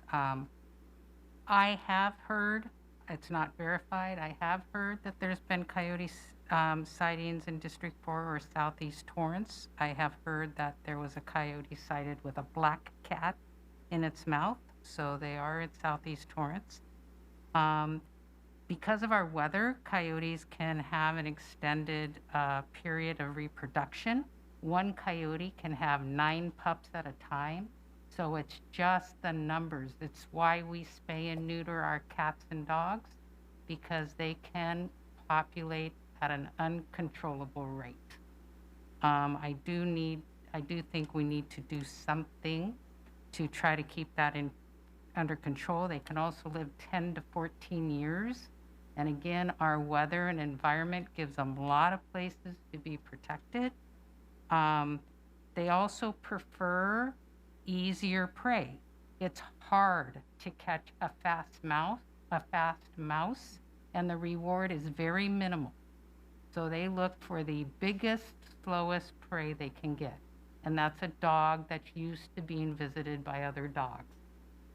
So they would much prefer to get a dog or a cat that's friendly than a mouse they're gonna have to work really hard for. So taking care of a coyote does not mean our mouse population is gonna go up. I do really feel strongly that we need to do something about it. I have a 3-year-old grandson that could easily be hurt badly by a coyote. And I know people that have lost their dear pets. Yes, people need to be responsible, keep your pets inside, don't feed wildlife, but I do believe that we have to do something. Thank you. Councilmember Ashcraft. Thank you. In listening to just the couple callers that we had, I'm concerned, and I always have been, but even more so when the caller enumerated the places that she has seen coyotes, and everything she enumerated as a hot spot are places we can't put traps. And I think there is a false sense of security in thinking if we trap year-round, that it will even be contained enough that we can let our small pets outside by themselves all day and all night. And it's not so, as Councilman Griffith said. I just don't want to create a false sense of security. As I reiterated before, I would be for the 6 months and see how many coyotes are trapped at that point, and then continue on. But I'm not for a whole year, and I'm even afraid at the 6 months we're going to be creating a false sense of security. As we've done now, we've gone these 2 years, and people aren't happy because the coyotes are still there killing our pets, and it's not going to be solved. As Ms. Kalani said, it could help take out one that might attack a child. We don't know, but they're certainly not killing 4 and 5 and 6 at a time, other than in the month of December in both of the years that we tracked them. But other ones, we even had a month with 0. Most of them were 1 a month. So I'm concerned about a false sense of security. Thank you. Councilmember Walser. Thank you. Again, echoing some of my concerns, there is an ecological balance of all animals. And take, for example, the squirrels. If we didn't have something, and I would assume the coyotes are helping keep the squirrel population down, among other animals. We have other predators here. We lost a cat ourselves to raccoons, and they're around. Are we going to start trapping them? No. There's an ecological balance that I think we need to allow to maintain. I'd rather see us spend a little more money on the outreach program and education and get people to really understand. I think that we'd get more benefit and safeguards for the community in the long run. So again, I'm opposed to the trapping just from the economics and the reality of it.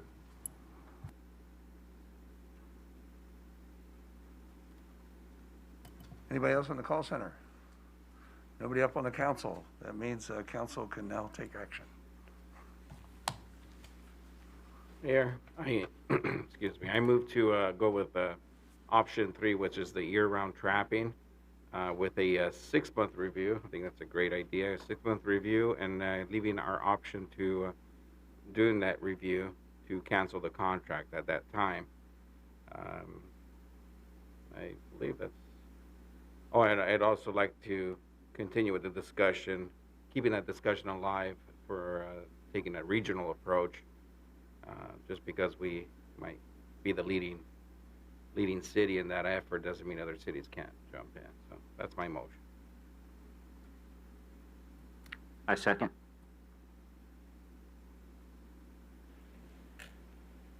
Start voting.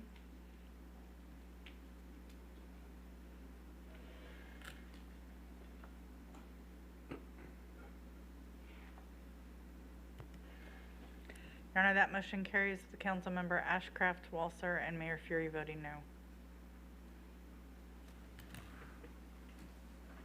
Okay, we move on to item 9E. from the city manager and the community development to review a proposed Brand Wang Mendoza tripartisan land use initiative, amending the state constitution regarding local land use controls and zoning regulation, and adopt resolutions stating city position. Mister? Honorable Mayor, members of the council, with the session with community development.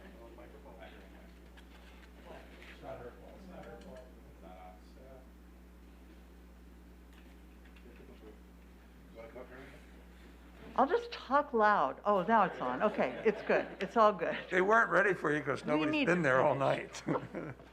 So this is a resolution in favor of a initiative that is a citizen initiative that has been approved by the Secretary of State for signatures. It echoes ACA 7, which we had already done a resolution in favor of. And basically what it does is it says that city zoning, local zoning prevails over state law, except in 3 very specific conditions: coastal commission areas, siting of large power plants, and water and transportation infrastructure of statewide interest. In all other cases, local zoning would prevail over statewide zoning. This is something that I think all of our citizens would be happy with. We had initially supported the ACA 7, and that had been placed in suspension. It does appear that there may be some discussion about that as well, and we will keep an eye on that. And if that moves forward again, we can support it again as well. There was some question about the name of this initiative, and we did check with the Secretary of State site. There is no name. There's just a number, 21-0016A1. There is a website, ourneighborhoodvoices.com. And on that website, the sample resolution there still uses the Brand Wang Mendoza Tripartisan Land Use Initiative title. So we maintained the resolution that uses that information as well. And we're available for any questions. And for clarity, this is a resolution brought forward by our city in support of a potential initiative, or an initiative that's going forward, where they will have to gather signatures to get this actually as to be part of a constitutional overhaul. Yes. Bringing back local control, and that's in essence what it is, local control for zoning issues. That's correct. That was an easy one, huh? Mm-hmm. Councilmember Griffith? Yes, thank you, Mayor. Thank you, Ms. Cessna, for your work on putting this together. This was something I requested a couple meetings ago, that we come forward with this. I've been working on opposing these housing bills coming out of the state legislature for the last year and a half or so, and just for the public's benefit, two big bills passed that we all opposed, SB 9 and SB 10, and I'm not as worried about SB 10 as I am about SB 9, because SB 9 affects every single one of our single-family neighborhoods and will allow, effective on January 1st, the ability of people who own a single-family lot to split that lot into 2 and to build 2 duplexes on those 2 lots for a total of 4 units where 1 existed today. And there's virtually nothing that the city can do to stop it. It won't be going before the Planning Commission, nor will it go before the council. And you won't even be notified of it in your neighborhood when your neighbor sells his house to a developer to take on a project like that.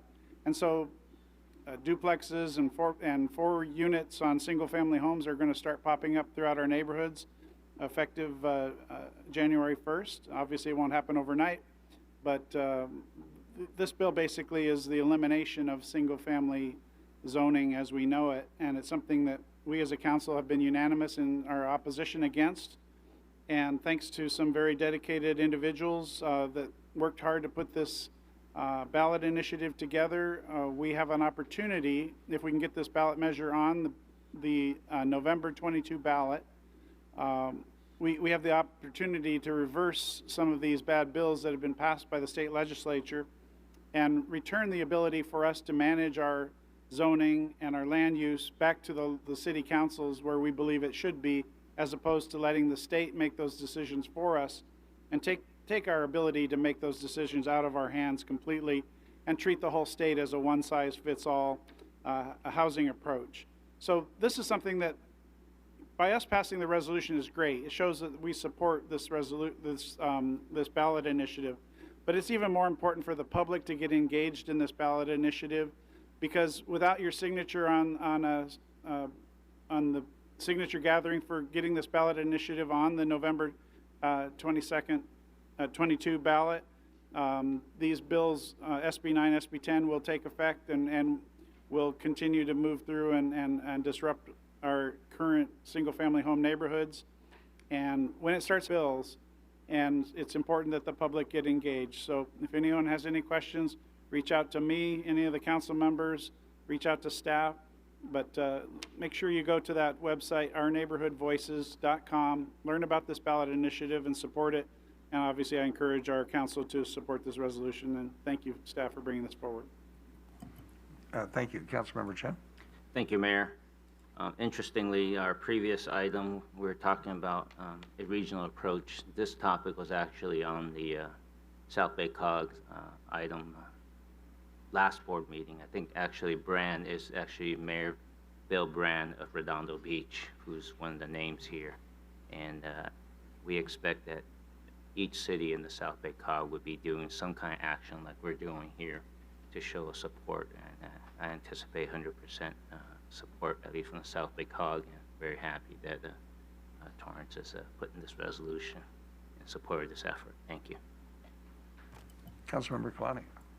Thank you, Mayor. I just want to thank staff also for bringing this forward, but I also want to thank you, Councilmember Griffith, for being such a voice for the residents of Torrance and the South Bay. Thank you.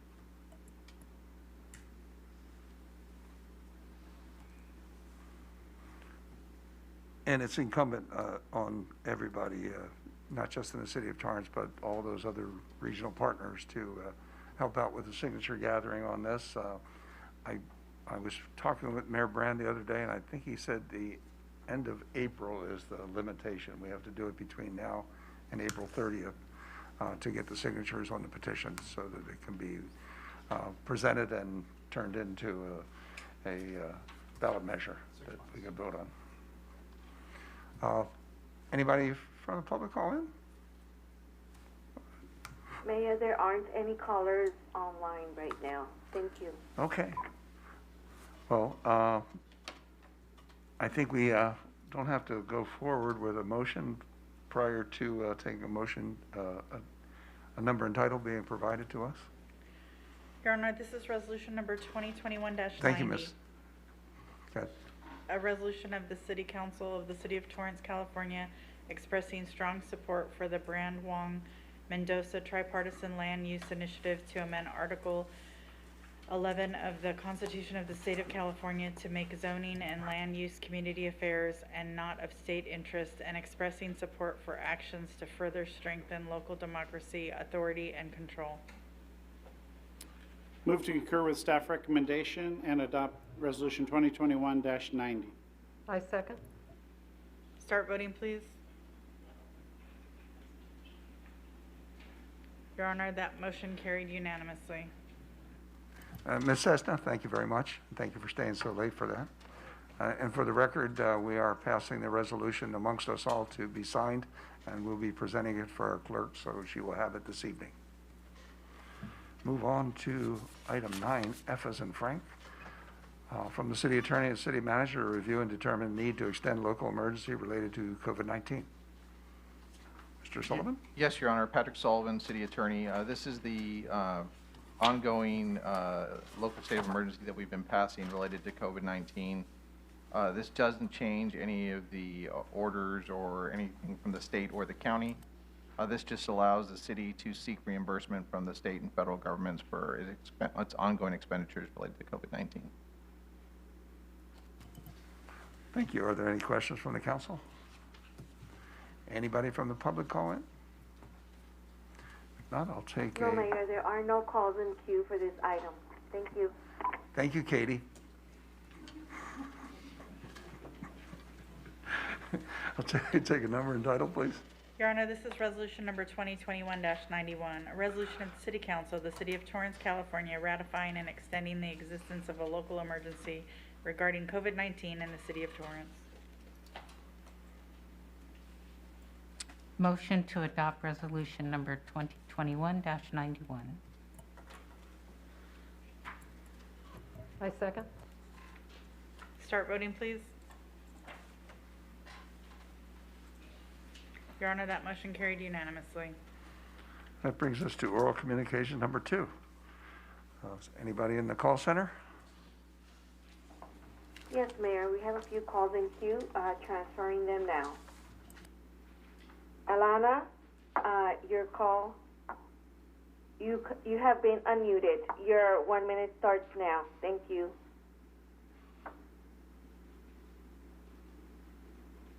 Alana, you're still on the phone?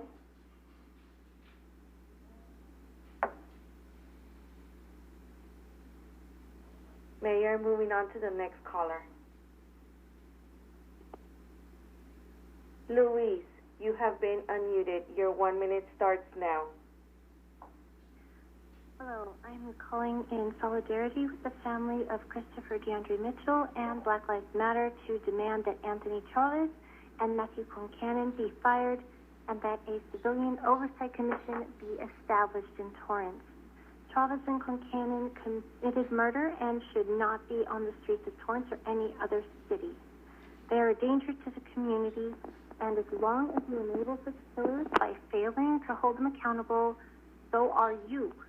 The people of Torrance deserve real public safety rooted in care, not the cycles of racist violence enacted by Torrance police. So I demand justice for Christopher DeAndre Mitchell.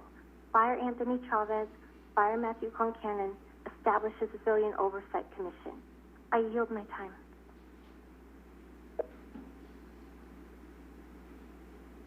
Alana, are you still on the phone?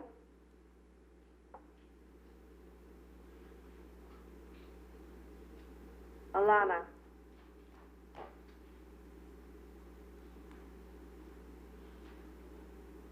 And Mayor, it looks like we have 2 more calls coming in. Natalie, you are now unmuted. Your 1 minute starts now. Is this oral communication? Yes. Okay, so we don't have to, we can talk about like the topics that we want to discuss? Correct. Item's not on the agenda. Okay, cool. Then I want to demand the firing of officers Matthew Concanon, Brian Camacho, and Anthony Chavez, and to create a civilian oversight commission for the murder of, Christopher DeAndre Mitchell. And obviously we think it's disgusting that you guys aren't having a city council meeting. Like, we cannot wait for you to have them again. We will be back. This is absolutely unacceptable. The cowardice of the city council is you're cowards, and we're going to go to the meetings the next time they're open. You need to know that. Mayor, that caller was disconnected. Moving on to the next caller. Dick, you are unmuted. Your 1 minute starts now.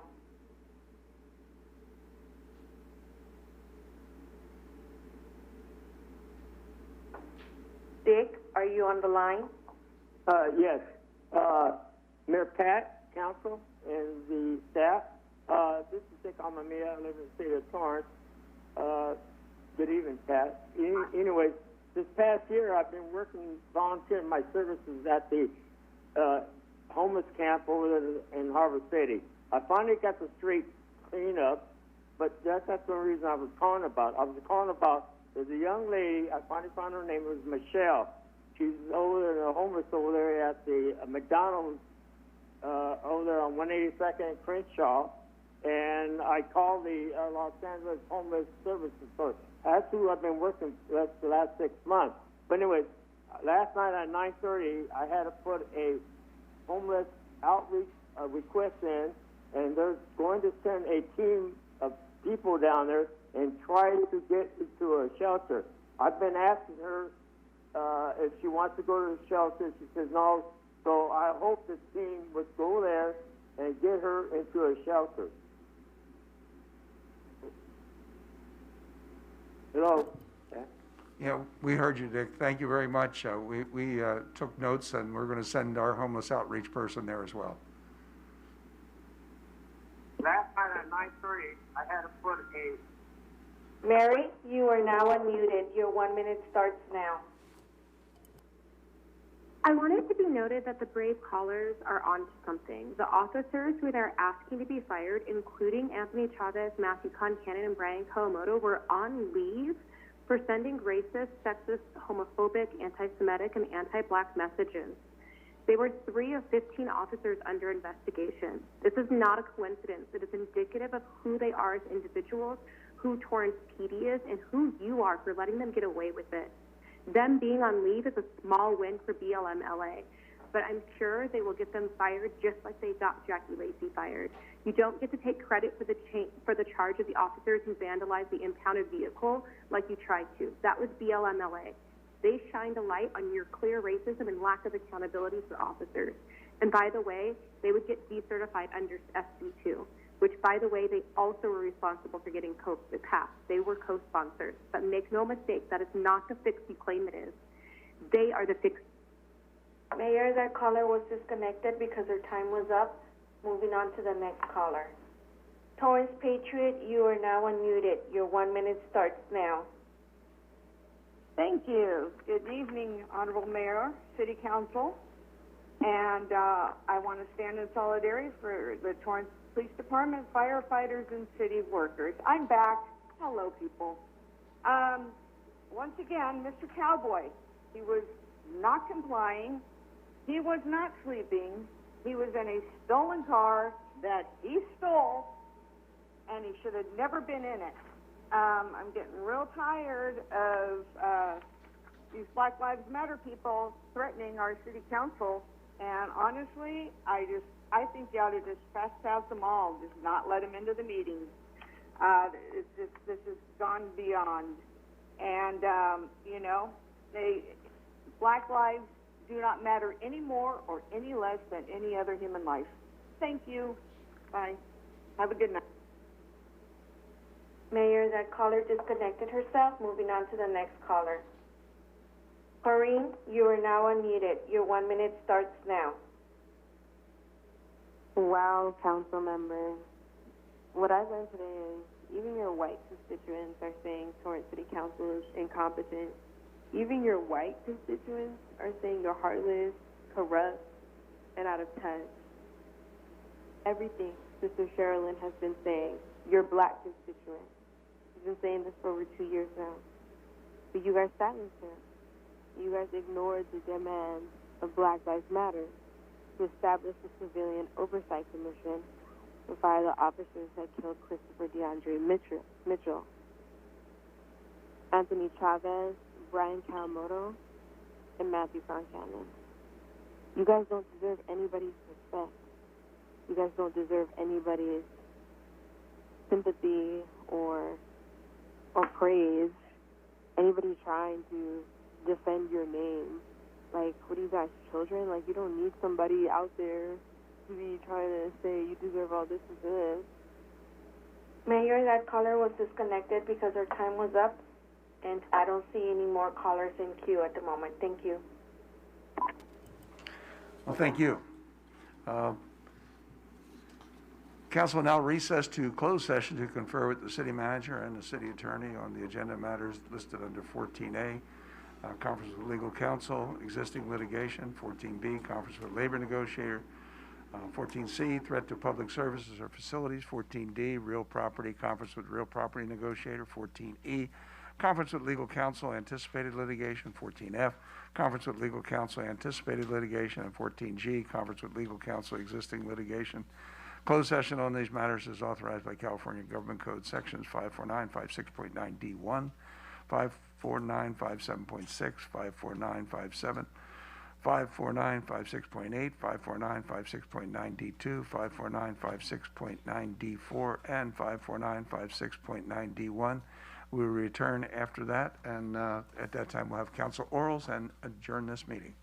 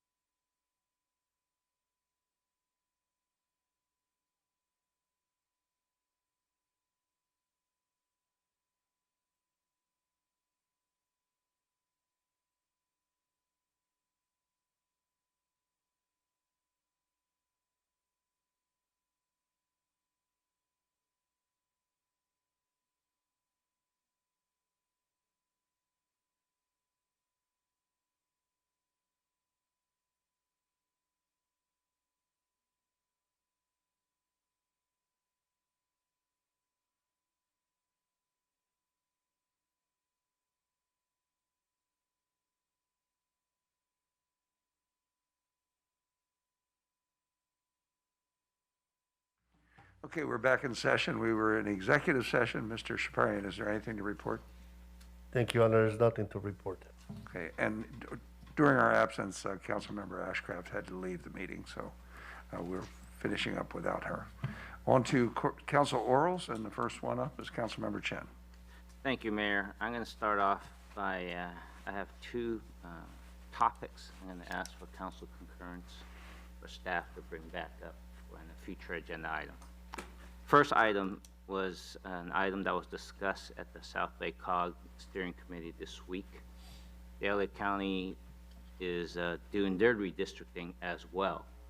Recall previously we had a council item where we asked for a recommendation to the redistricting board for state and federal representatives that we would have a preference to be a city or state together. The COG is trying to get input from cities on the different options. At the steering committee, there are 4 options how they're thinking about redistricting county supervisors and where Torrance would lie. And I thought, as opposed to me making a recommendation for everybody, the staff come back with a council item so we all weigh in and give our recommendation to the South Bay COG. So that's one I'm asking for concurrence for a future agenda item. When's the deadline for that? The state needs to get by December 15th, so it's got to be real fast. Probably by December 7th-ish, we need to have an input in what our preferences are. The second item I'm asking for concurrence from the council for the staff to bring back a future item is also an item that was brought up in the steering committee at the COG yesterday. And on recommendation from staff, should the city of Torrance participate in this regional housing trust fund that's being suggested at the COG. And I thought that's an item it's better that we discuss among the entire council before I give what Torrance's recommendation is. So, yeah, have concurrence for those 2 items? Yeah. Great, thank you very much. And then lastly, I know that this week is also Veterans Day, and as we approach Veterans Day, I want to, on behalf of myself and my family, thank all veterans for your services, sacrifices to protect our freedom and our nation. That's it. Thank you, Mayor. Councilmember Griffiths. Yes, thank you, Mayor. I just got a text. Somebody wanted me to make an announcement about the Torrance Theater Company. That the Torrance Theater Company's next performance is coming up is called The Importance of Being Earnest. It's a wild new musical starting on December 3rd, running till the 10th. For information, please go to torrancetheatercompany.com, their website, to order your tickets or become a subscriber for the 4 shows. Please come out and see live theater at 1316 Cabrillo Avenue in downtown Torrance. And happy Veterans Day to all the veterans. Thank you very much. Good night. Councilmember Clowney. Thank you, Mayor. I too just want to thank and keep those who served in our thoughts this Veterans Day, and good night. Councilmember Matucci. Thank you, Mayor. I also want to thank all of our veterans out there and remind everyone that we should thank our veterans every day. Thank you. Councilmember Walser. Thank you, Mayor. I just want to mention that the Torrance Corps of the Salvation Army will be having their Red Kettle kickoff this Friday at Sam's Club. It's open to the public and everyone's invited. They'll have their oversized kettle, a band, and participation from Sam's Club people as well as a number of Salvation Army people. And it's at noon on this Friday at Sam's Club. And my thank you to the veterans also. Well, thank you again for your continued patience and support as we make adjustments to better serve our community. Your active participation and interest in staying informed really helps shape our community. For the latest updates, you can follow us on social media, and for daily updates, tune in to City Cable or torranceca.gov and watch live COVID-19 Today, Monday through Thursday at 4 p.m. and Weekends in Torrance, which airs every Friday, Saturday, and Sunday at 2 p.m. And I'm wearing tonight a poppy because that's a throw over from the old original Armistice Day, which is now Veterans Day. I'd like to wish all my fellow veterans a happy Veterans Day. It's because of your sacrifices that I'm able to enjoy the freedoms of our great country. Those who live in freedom and will always be grateful to those who help preserve it. My sincere thanks go out to each of you. And I encourage everybody to look at the great video the city cable has put together. It's on YouTube. Just go to YouTube, do a search for Torrance and veterans, and it'll pop up. It's about 23 minutes, and it's really a great moving tribute. Now, my sincere thanks go out to all the veterans with this Irish blessing. Wouldn't be appropriate without an Irish blessing. May peace and plenty bless your world with a joy that's long endures, and may all life's passing seasons bring the best to you and yours. See, it did rhyme. Once again, thank you all for joining us tonight. Let's have a adjournment. Short version. I move that we adjourn tonight's city council meeting to Tuesday, November 16th, 2021 at 5 p.m. for closed session, with the regular meeting commencing at 6:30 p.m. I second that motion. Start voting, please.